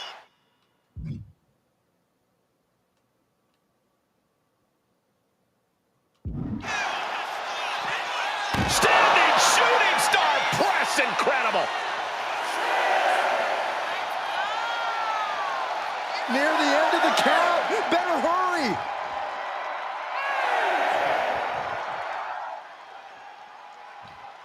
Uh-oh. Oh, shit. Jump. Oh, shocking inside cradle. Small packages could be it. She doesn't even get a count of one. I can't believe the ref didn't even get to one. Nice gut-wrench suplex.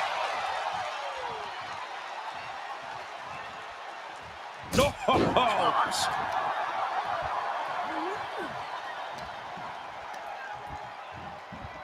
She gets put in the corner. Oh, solid form. Boss body in the corner. Adrenaline pumping. Here she goes. Top rope. She did it. From the top. Glass handle.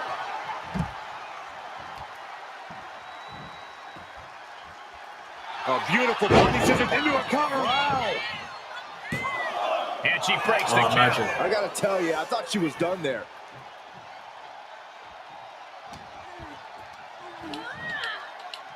Big punch finds its mark. I wanted in the corner, boys, girls. Jordan with an elbow to the face. Kalani now gonna hit up top. Moonsault. Does Jordan put this Does anyone want to help me? We see Natalya. She's got it. Got her shoulders down. Looking for the pin. Shoulder shoots up before two. Shows that this is still anybody's match at this point. Wait, is she? Yep, looking for the submission. Camel clutch putting pressure. I don't like this submission fucking minigame. Locked in. No, she doesn't. That was a great counter and so simple. The damage is starting to affect her. Kalani possibly testing the limits of her opposition. Into the root. Springboard.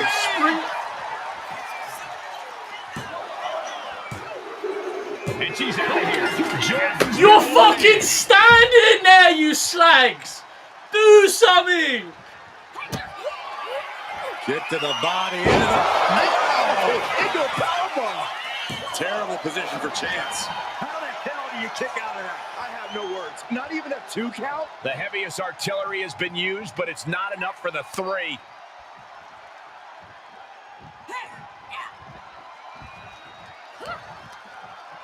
And saw what was coming there. Shoulder right to the knee.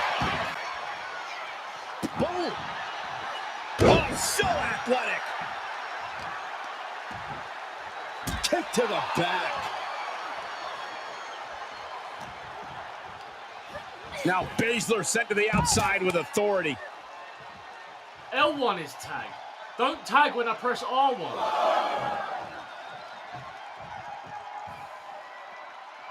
Going up high with the punch. Oh, gets cracked by the overhand. Boom. Oh, what a kick. Good Lord, what a shot. Someone's got to get control of this thing.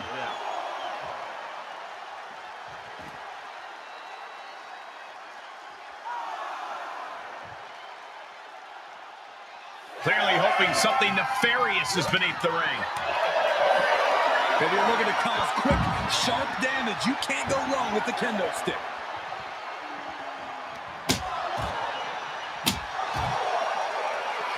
What a forearm.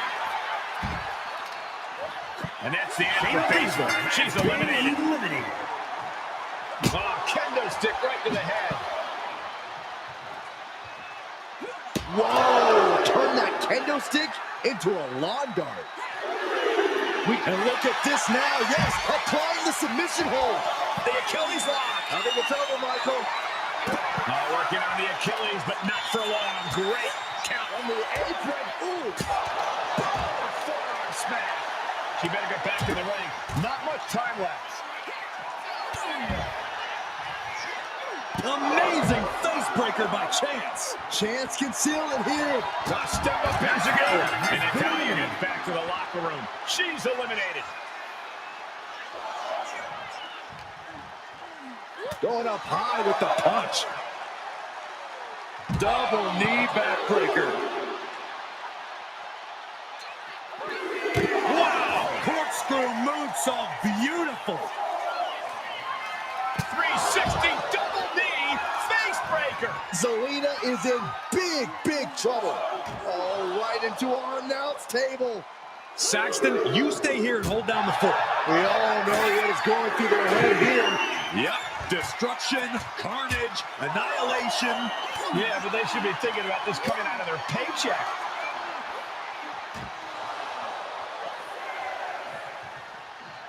Oh, God. Rep continues to count. Real risk of things ending right now. Quick thinking from Zelina. Ooh. Textbook leg sweep. Nicely done. Why did she start again? Dakota Kai. GTK. Dakota can taste it now. Okay, she's taking her showboat a bit too far at this point. She better hurry or she'll get counted out. All right, we got it the first time. Let's get back to business.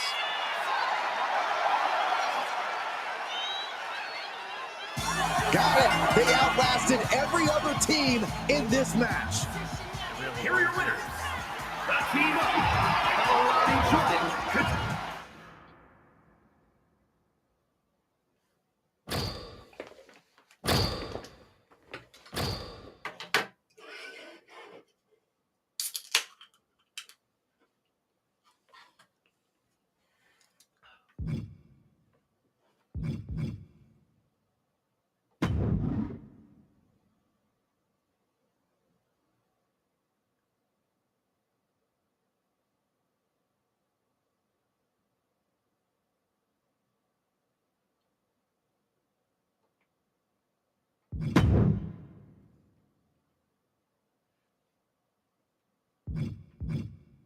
Hashtag war games.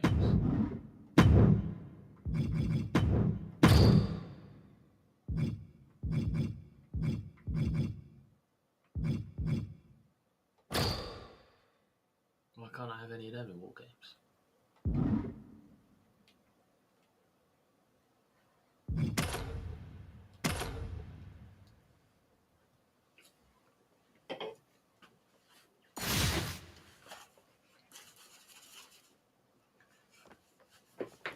And the War Games has begun with the first two competitors going head-to-head in the structure.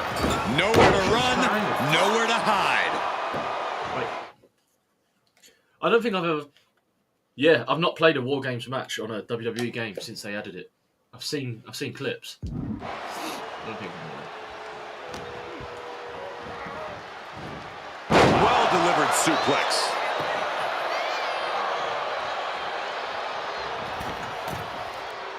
He's getting back up, but I don't think he's going to like what he finds. From the ropes, he fails to connect. Hooked up and backdrop suplex.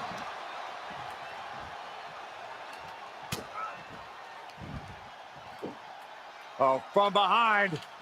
Oh, wow. Frankensteiner. Nice. Uh-oh.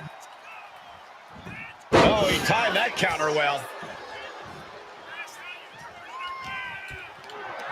Gets lifted into position. Straight impact down the throat. Uh-oh, this is not going to look pretty. Submission being applied. And it's locked in, and he very quickly counters. Oh.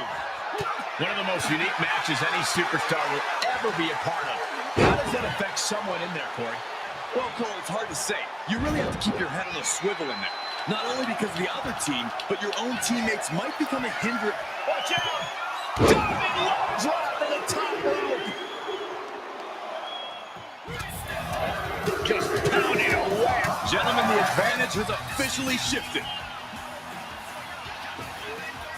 Catapulting down on the opponent. Looks like they're bringing additional firepower with them into what is that?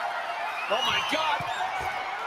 Diving moonsault! Took a gamble once, took a gamble again, and hit the jackpot twice. Just putting their body in danger time and time again.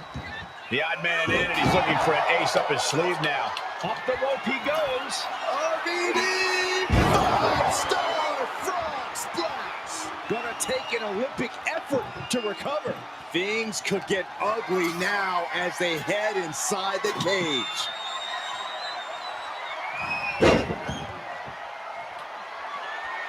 Beautiful moonsault. Wow, did that just happen? Just a relentless assault from Van Dam. You can tell RVD is lighting up now. Oh no! Dropping down with the sledgehammer. Angle with the aversion. Oh man, right on the mark. Good night. Oh, right to the kidneys. Golly.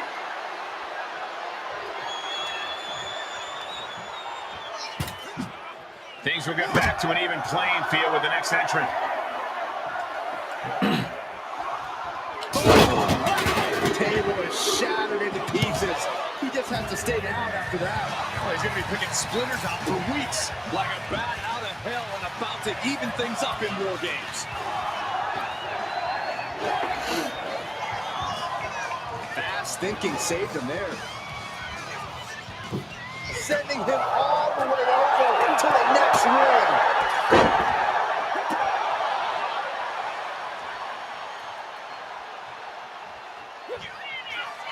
on the table. Oh no. Pile drive. RVD. RVD was right on target. Great athleticism. Oh, basically hammering their opponent into the floor.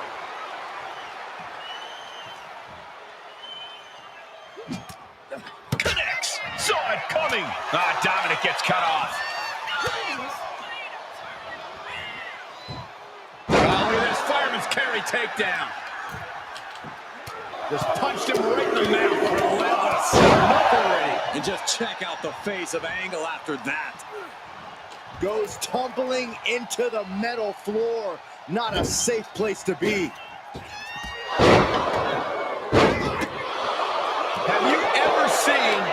disdain from this superstar for the yellow. This is so chaotic. Climb, bro. Boom. Tonight. Well, I don't think either one of these superstars. I should.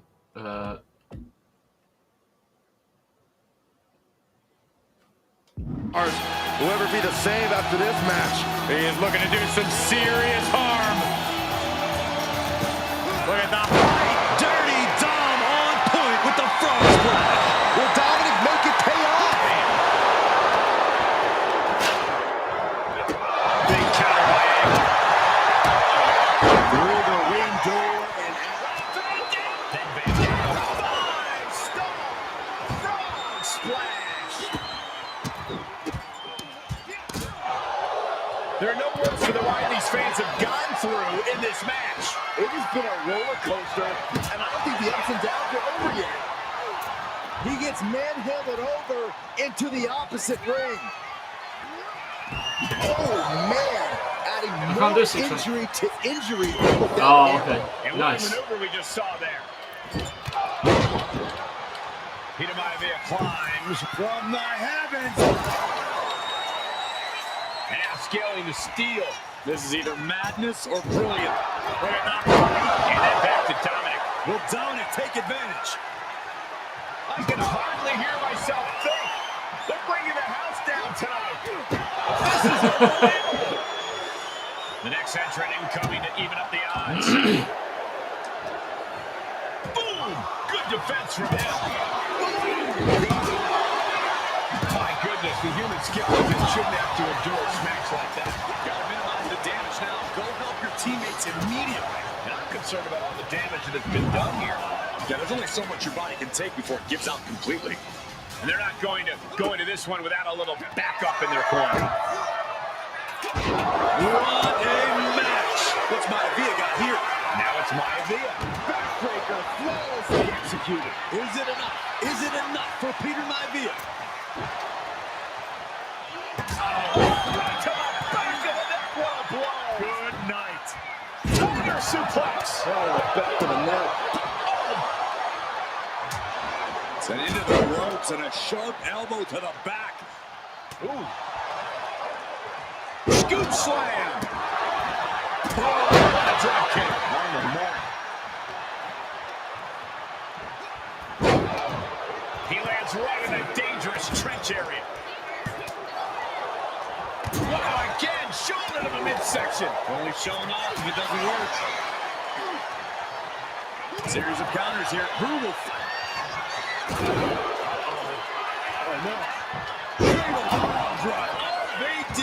That is what it takes to top a range.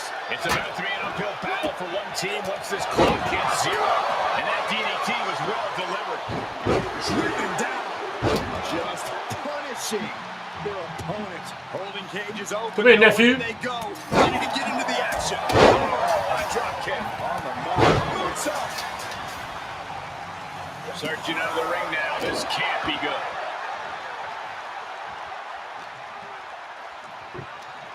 Adding some extra spice to the numbers advantage by coming in armed to the teeth. But his torso continues to be the target here. Yeah, it's going to be hard to mount any sort of attack for him now. Target acquired and destroyed. He's trying again. And I don't like it, but in war games, a one-sided brawl is all perfectly legal.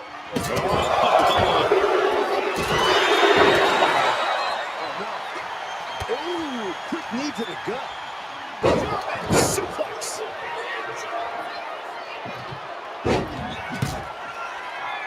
What a counter. Ooh, sharp elbow. I can't begin to imagine what he's got planned here, guys. Maybe it's a splat. A stop sign stopping at you for a change. Absorbing the pain of another attack to the head. He could be dazed. Went after the head and neck again. Maybe trying to rattle the opposition's balance. Oh, man. Mere seconds away from evening the odds in war games. Wait a second. He's going up the wall. The extreme war games mentality is taking over. Out of the cage and rushing in to erase the numbers advantage. War games is the only time reaching the top of the cage. And now, From 20 feet up. There's no way. Oh, my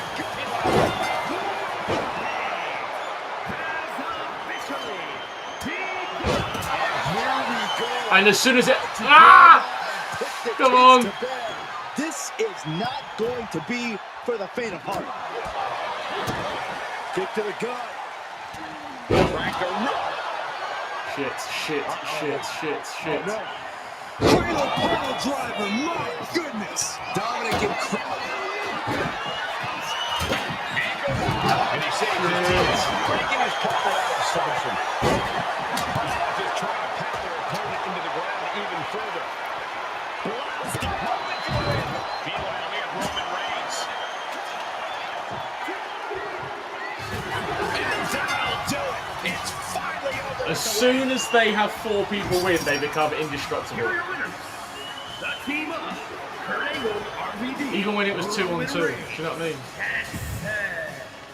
I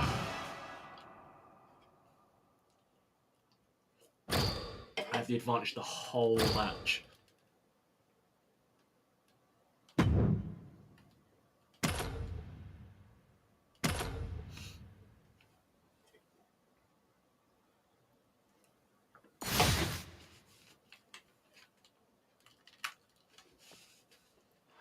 There's the bell, and here we go. It's time for War Games. These two are just warming things up, though. Hold on a second. He might be finding a submission. And wait a second.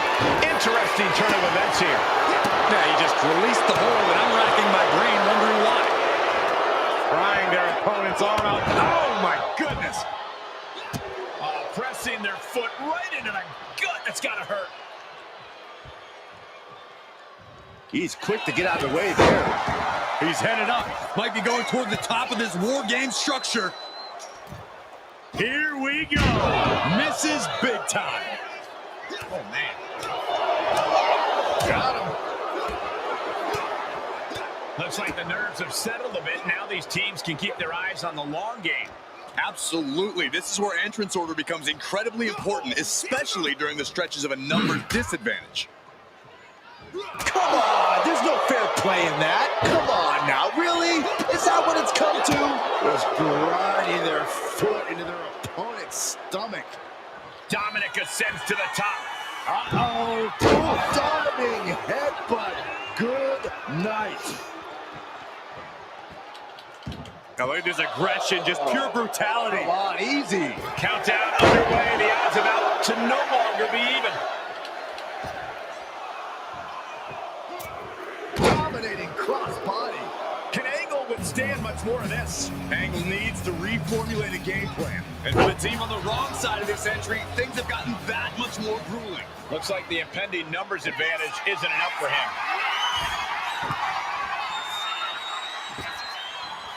And again, ripping off his old man with a 619. Oh, this is just too far. Get some control in there. Oh, look at this aggression, just pure brutality. Oh, look at the start of this. Could be going into the playbook for some... I tried to cancel it.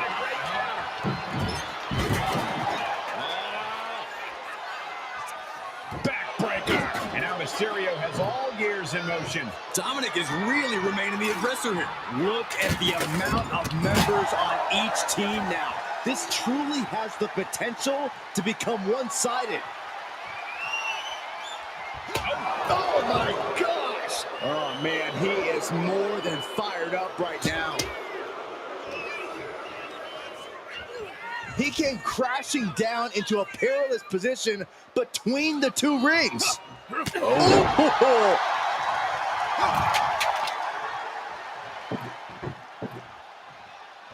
Boom! War Games hasn't officially started yet. We've already devolved into trench warfare. New entrant about to come in and not a moment too soon. Door swings open and out they come. And their team could definitely use their help. He is going to be a sitting duck if he doesn't get out of the trench. What a way to get out of that one. These two reaching a standstill with all these reversals.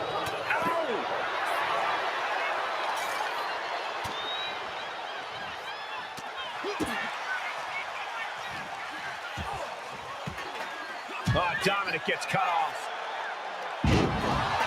Battle of counters. No one's getting their full offense in. Oh, man.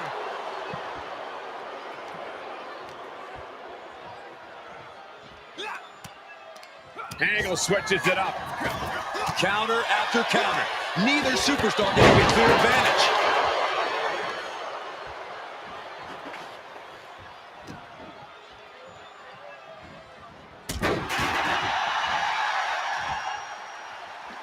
Got him set up for something on the table.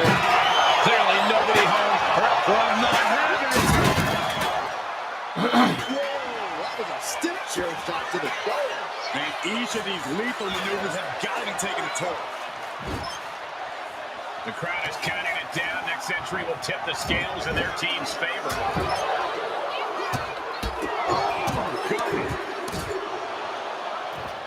Unleashed from the cage and beelining it to give their team an edge in the match. Alley-oop!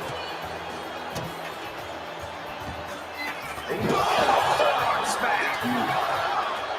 And these competitors are really laying it all on the line here. You can just tell how... Oh, no. Cradle pile driver. Oh, look out. And meanwhile, Dominic. That'll leave a mark. The WWE Universe is absolutely on fire right now. I can barely hear you, Byron. I'm loving this.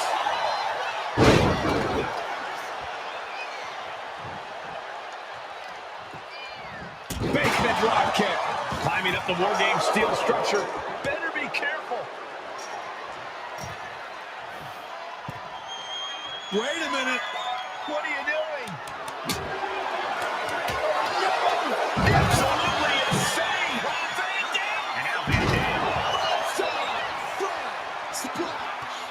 Oh, on the chin. About to finish this. Oh, wicked kick to the lower back. Whoa, it's floating through the air.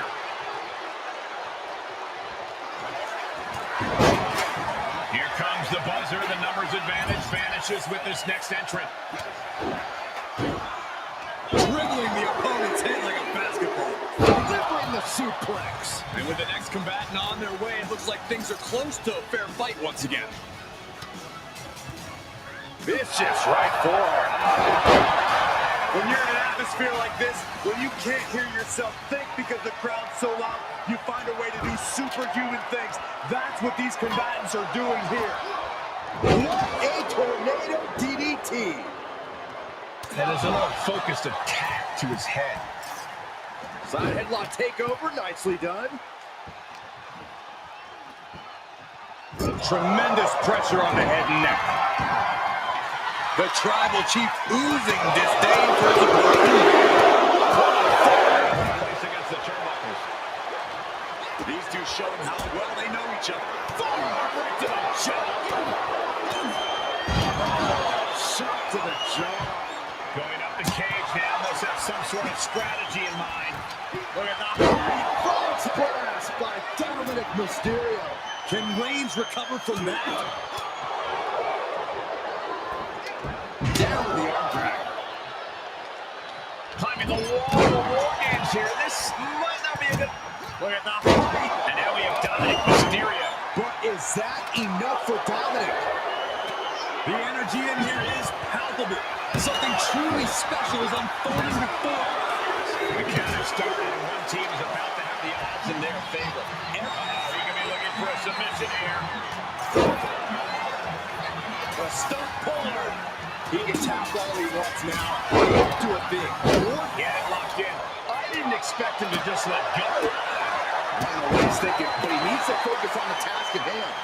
I think he's looking to stack the odds even higher in their team's favor here. Spin kick.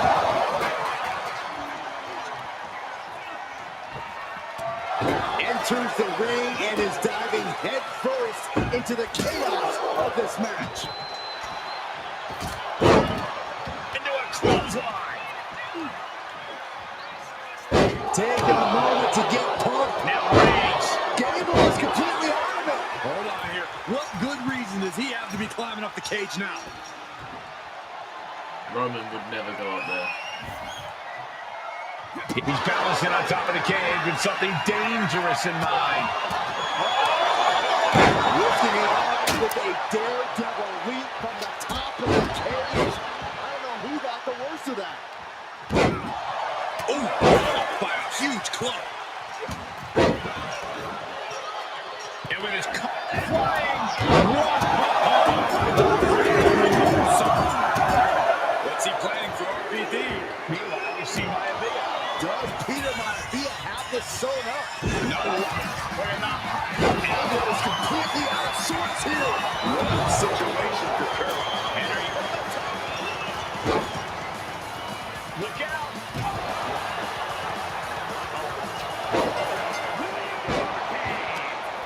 Could it be?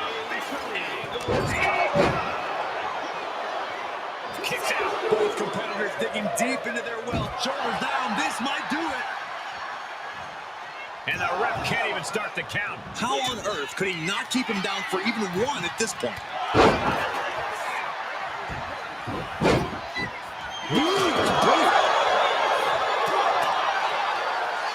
And he's in the top rope here.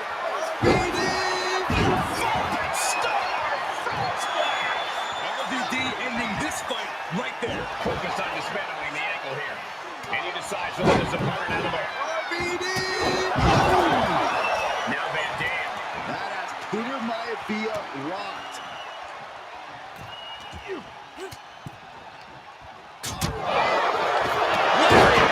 Lord, that was nasty.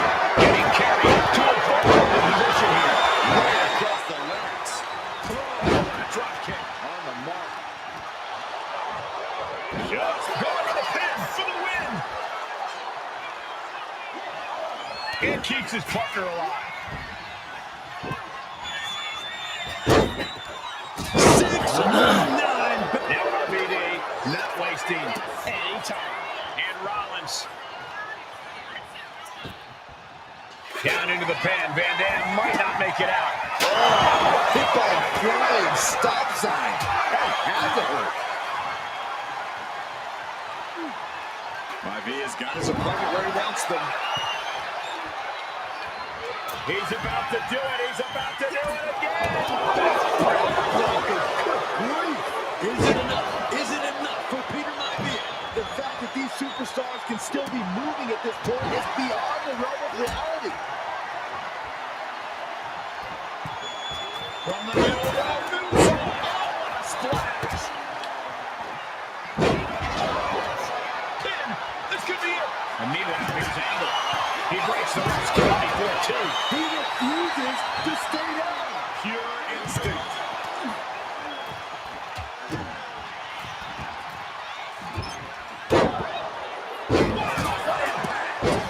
He finds a counter.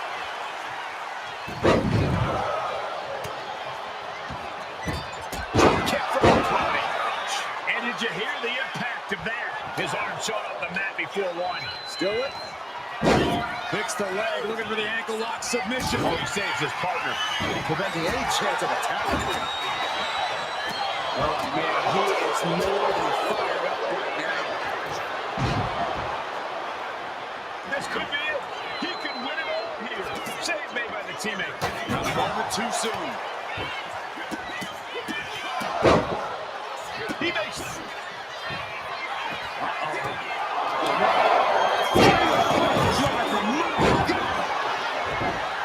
Looking to end this. A schoolboy. Finally, monumental victory. I need to see that again. Here are your winners. The team of Dominic Mysterio, RVD, Peter Maivia, and Chad Gable. That was sick.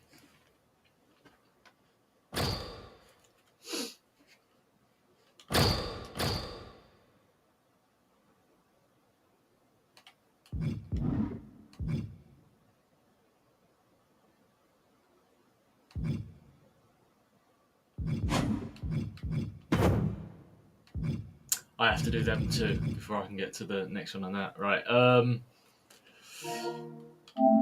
wanted to see who put how much earlier did I put the pin on. Watch Seth Rollins in the...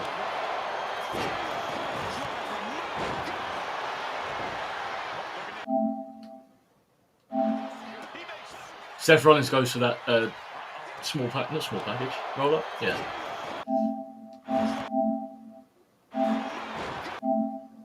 So I'm Rob Van Dam pinning Roman, and Seth is pinning Gable.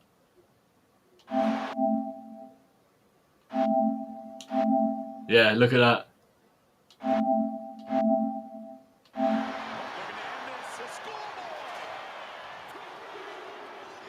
Mad.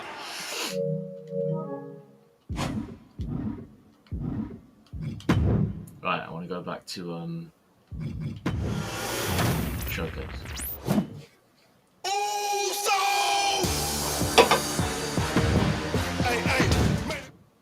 We've come to the part of the showcase where we get to talk about Tamina. Nobody meaner than Tamina. Ever since walking in WWE, shoulder to shoulder with the Usos, Tamina's alliance with this dynasty has never been in question. I remember watching Monday Night Raw and I seen Tamina debut with my brothers. It was a pretty cool, dynamic, right? Two of my brothers and Tamina. Together, Tamina and the Usos helped each other navigate through a trial-filled first year in WWE, making sure they all survived together. In later years, Tamina has formed alliances with both Naomi and Nia Jax, honoring this family's connection. While Tamina has looked to create her own name in the industry, she has never missed a chance to acknowledge her place in this family either. Trained by Afa and Sika, the wild Samoans, Tamina was instilled with the same instincts that have carried each member of this family to wrestling glory. Her in-ring approach is similar to many in the bloodline. Quick striking, high-impact attacks, and smothering holds. As capable with a super kick or a big splash as anyone else, Tamina has maintained a remarkable level of success in her WWE career. A constant contender, Tamina has competed for the Women's Championship on many occasions. She's also held the Women's Tag Team Championships along with 9 separate reigns as the 24/7 champion. Oh yeah. Tamina has proven capable in any environment against any opponent. Tamina is always the perfect test for a rising contender. Defeating Tamina proves that you're at the top of your game, and she will always expose those who aren't quite ready yet. Taking her lightly is the easiest way to book your visit to the local medical facility. Tamina has taken part in many memorable moments, but in the 2K25 showcase, we're going to give you the chance to make history. In the first ever women's Money in the Bank match, Carmella, of all people, would walk out victorious after letting someone else do all the work. Yeah. Tamina, stupid. Becky Lynch, Natalya, and Charlotte Flair were all robbed of a great opportunity that night by Carmella. So this is your chance to make it right. Showcase Tamina's grit and take out the other 4 ladies in this ladder match to become the first ever winner of the Women's Money in the Bank. Carmella might still sneak out with the win, but if she does, she's doing it on her own because we're not allowing anyone else at ringside for this match in our showcase.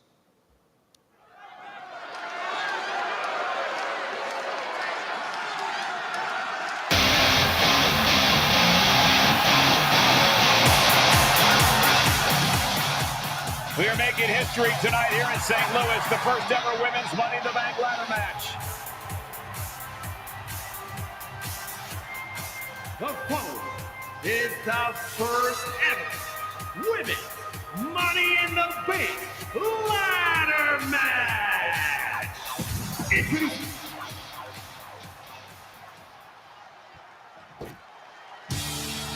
And Byron, Becky Lynch with a very astute point. I rip up arms. Yeah, you she can't was exactly still climb a ladder with no arms. Steampunk back then.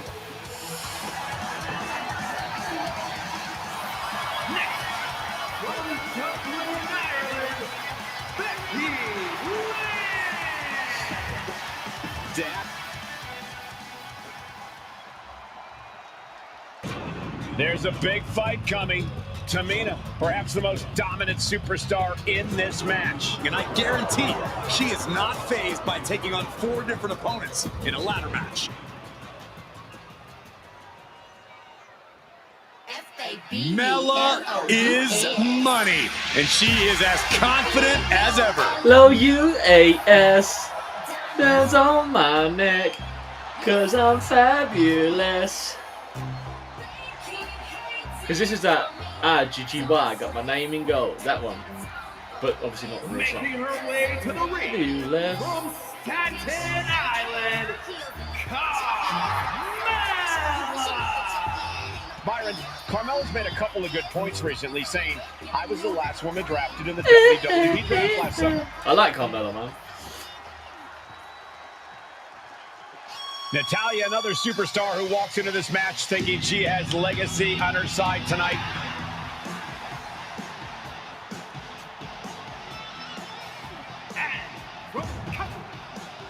Charlotte, Becky Lynch, Tamina, Carmella, Natalya, all with a chance to make history. All with the opportunity to be called the first ever Miss Money in the Bank. The revolution that became an evolution only continues in the women's division. One of these women will climb the ladder and earn the opportunity of a lifetime. Ooh, and fights back. And looking at the playing field, the majority of these women love to utilize their submission offense to put opponents away. Tapping someone out will win this match, but these women should not shy away from using the biggest weapons in their arsenal. We've heard Becky say she was going to rip arms off tonight. You can't exactly climb a ladder with no arms. The longer this goes, the more likely we can see a hard crash back to the canvas.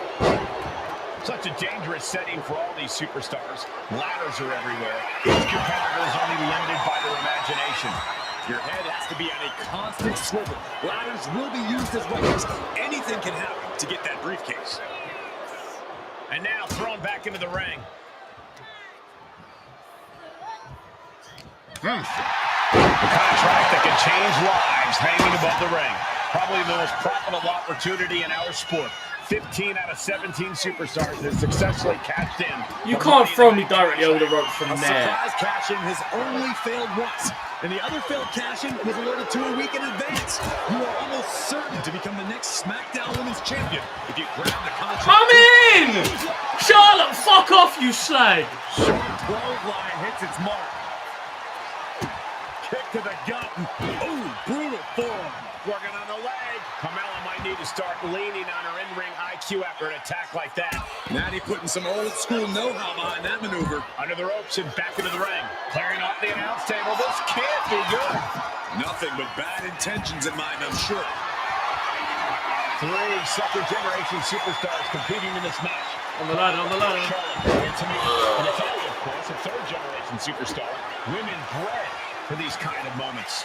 Any of these women will add a significant chapter to her legacy if she can become the first Miss Money in the Bank. Just rubbing salt in the wound now. The disrespect can be tasted in their mouth. Really trying to do everything she can to get back in there. One wicked attack after another. Goes into the corner. Oh, kicks right into the midsection. Opponent dropped in the corner. Unloading. The proverbial mud hole has been stopped, and now it's time to walk it dry. Tamina not caring that Becky's a fan favorite. The crowd's adulation is meaningless. All that matters is the contract suspended above the ring. Tamina can show so much dominance in this match. And slides back into the ring.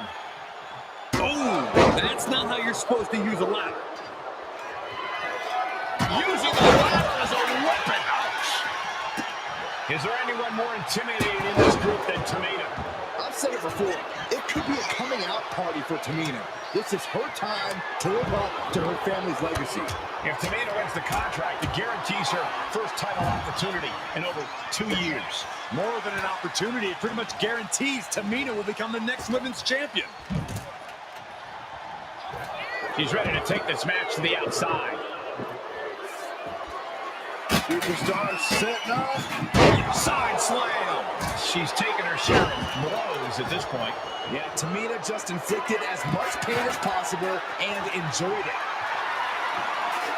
She's setting the ladder up for something here. There's no telling what she could be thinking. No safe haven in this match. These ladders can be your best friend or your worst enemy. There's no allies in this match. It's everyone for herself. There's no room for friends when history's being made. Not when you can go down in the record books as the first Miss Money in the Bank.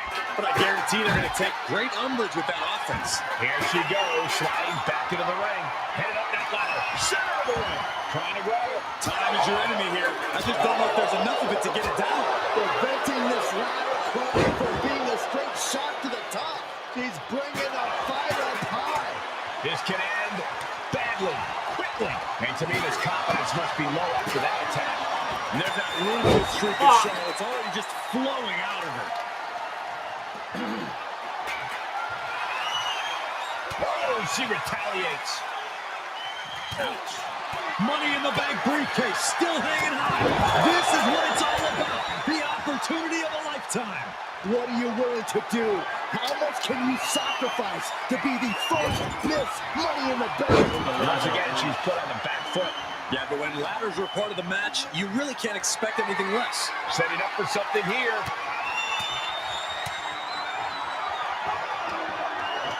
She's leaning the ladder in the ring. I've never seen anything good come out of this. And Charlotte being met with defiance there. This deep into a ladder match, the last thing you want is to Carmella with a super kick. Carmella's out. Nice reversal by Charlotte Flair.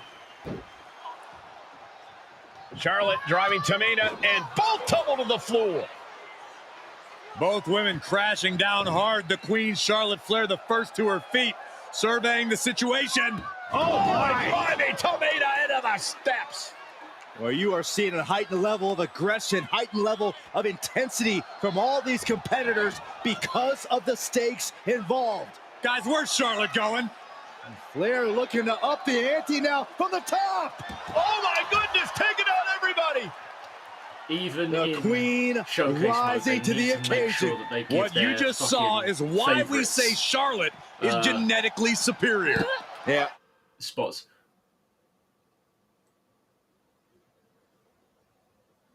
Undeniable athleticism from the Queen. Can it pave her way to the top of the ladder? And look at it. Oh, fuck off.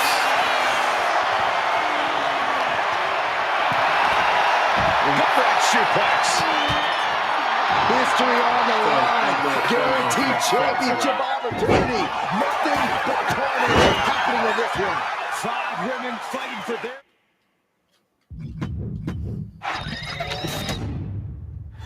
Hate this game, and this new generation of female superstars are providing yet another milestone moment here. Tamina, Charlotte, Carmella, Natalya, and Becky Lynch are going to climb the ladder and retrieve the briefcase, become the first ever Miss Money in the Bank. I'm all for getting in the head of your opponent, but there's a point where she has to lock up. Oh no, look out! Here we go. That's called changing the decor of the broadcast area. I have a feeling there's more to come, Corey. Not a good spot to be in.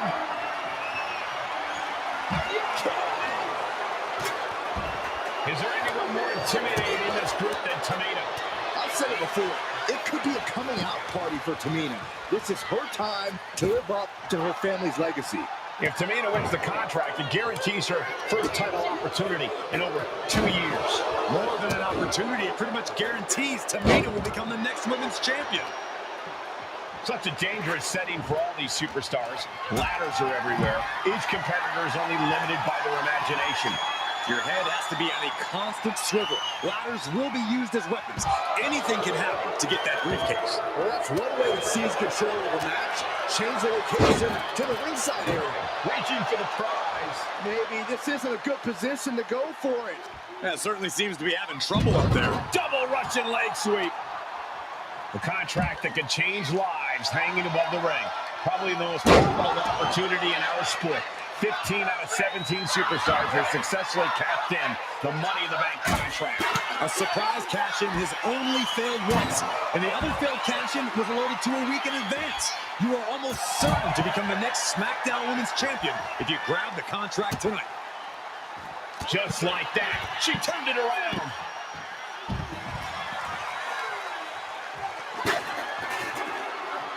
From behind, German suplex.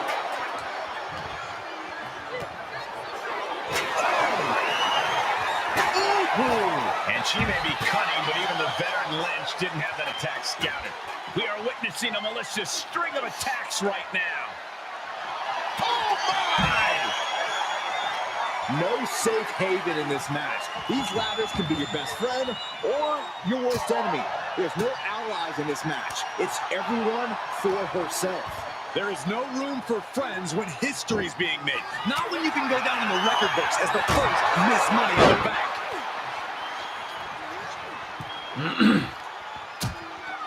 Things are getting risky.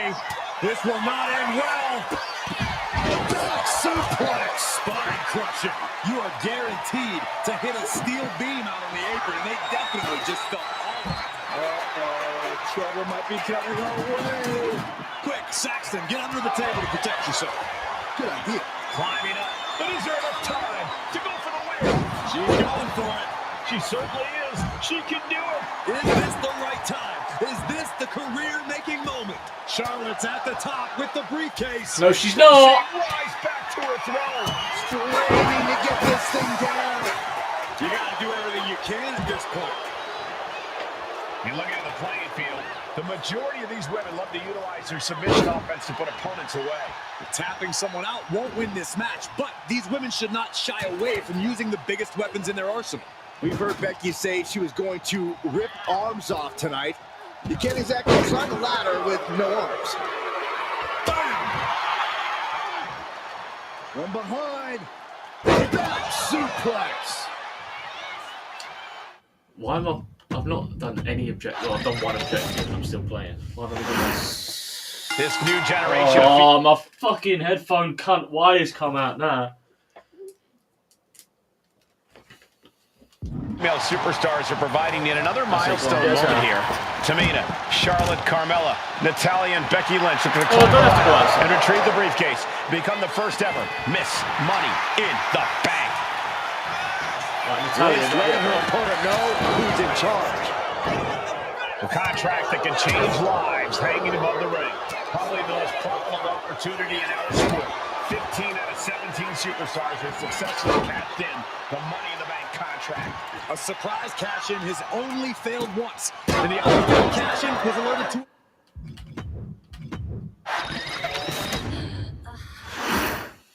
This new generation of female superstars are providing yet another milestone.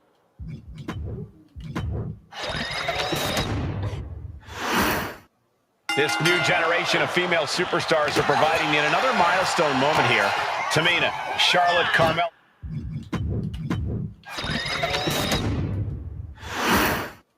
Charlotte, Becky Lynch, Tamina, Carmella.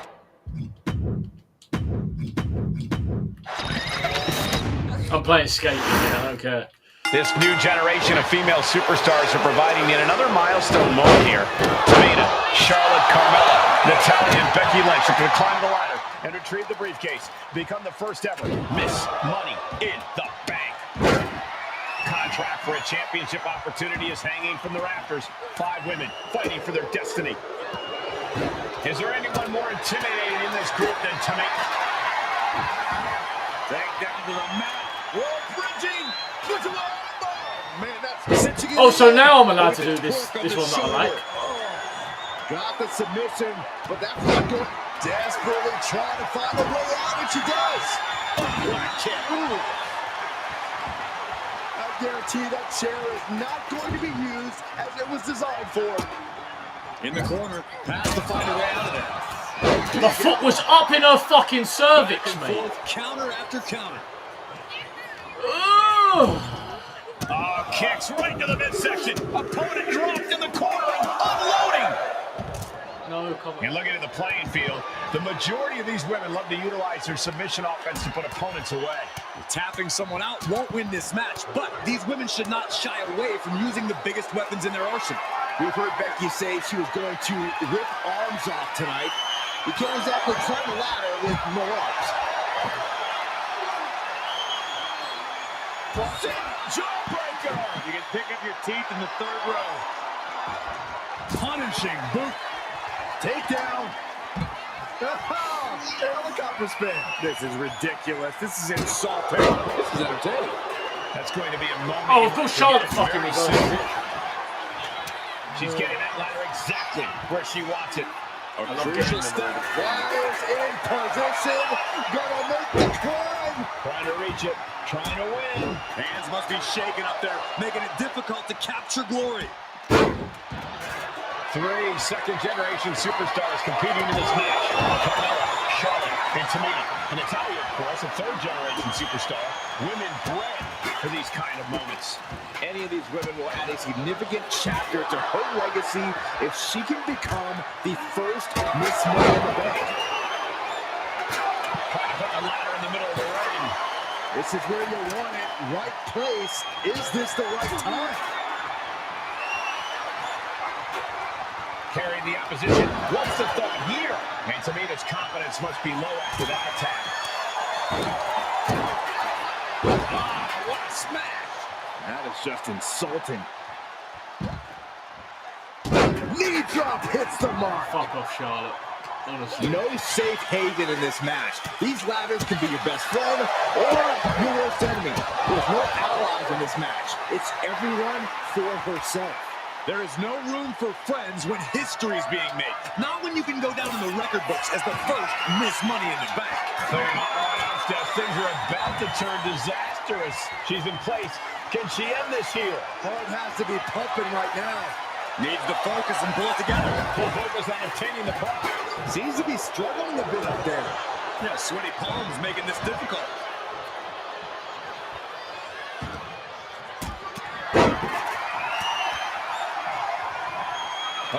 Has to find a way out of this.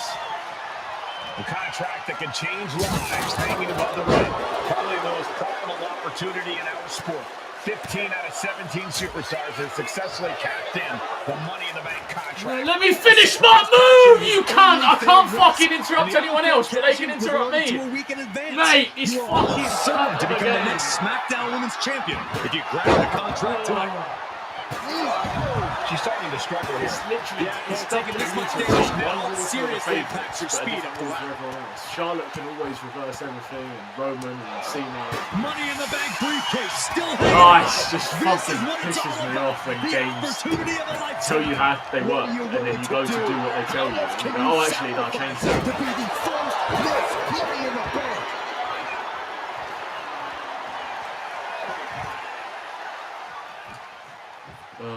What you just saw is why we say Charlotte is genetically superior. Undeniable athleticism from the Queen. Can it pave her way to the top of the ladder?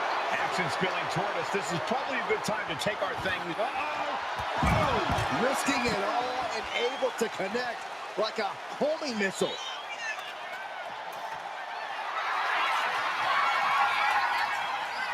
She's starting to wear down here. This deep into a ladder match, the last thing you want is to start breaking down. To me, I nearly threw my controller at the absolutely wrecking shot by Natalya, making sure the veteran won't have the strength to level up at all. Victory is literally within her reach here. Looks like scaling the ladder was the easy part. Just a punch them all instead. Fuck! This is the big challenge. Oh! Steady nerves are How can I be fucking foot through her face, but because the hitbox doesn't line up perfectly, she just spins and gives me an old discus? Nah. I don't want to play. I don't want to play this match. It's not fun. Tamina is shit. All the other girls are fucking 10, 15 points better. I don't want to play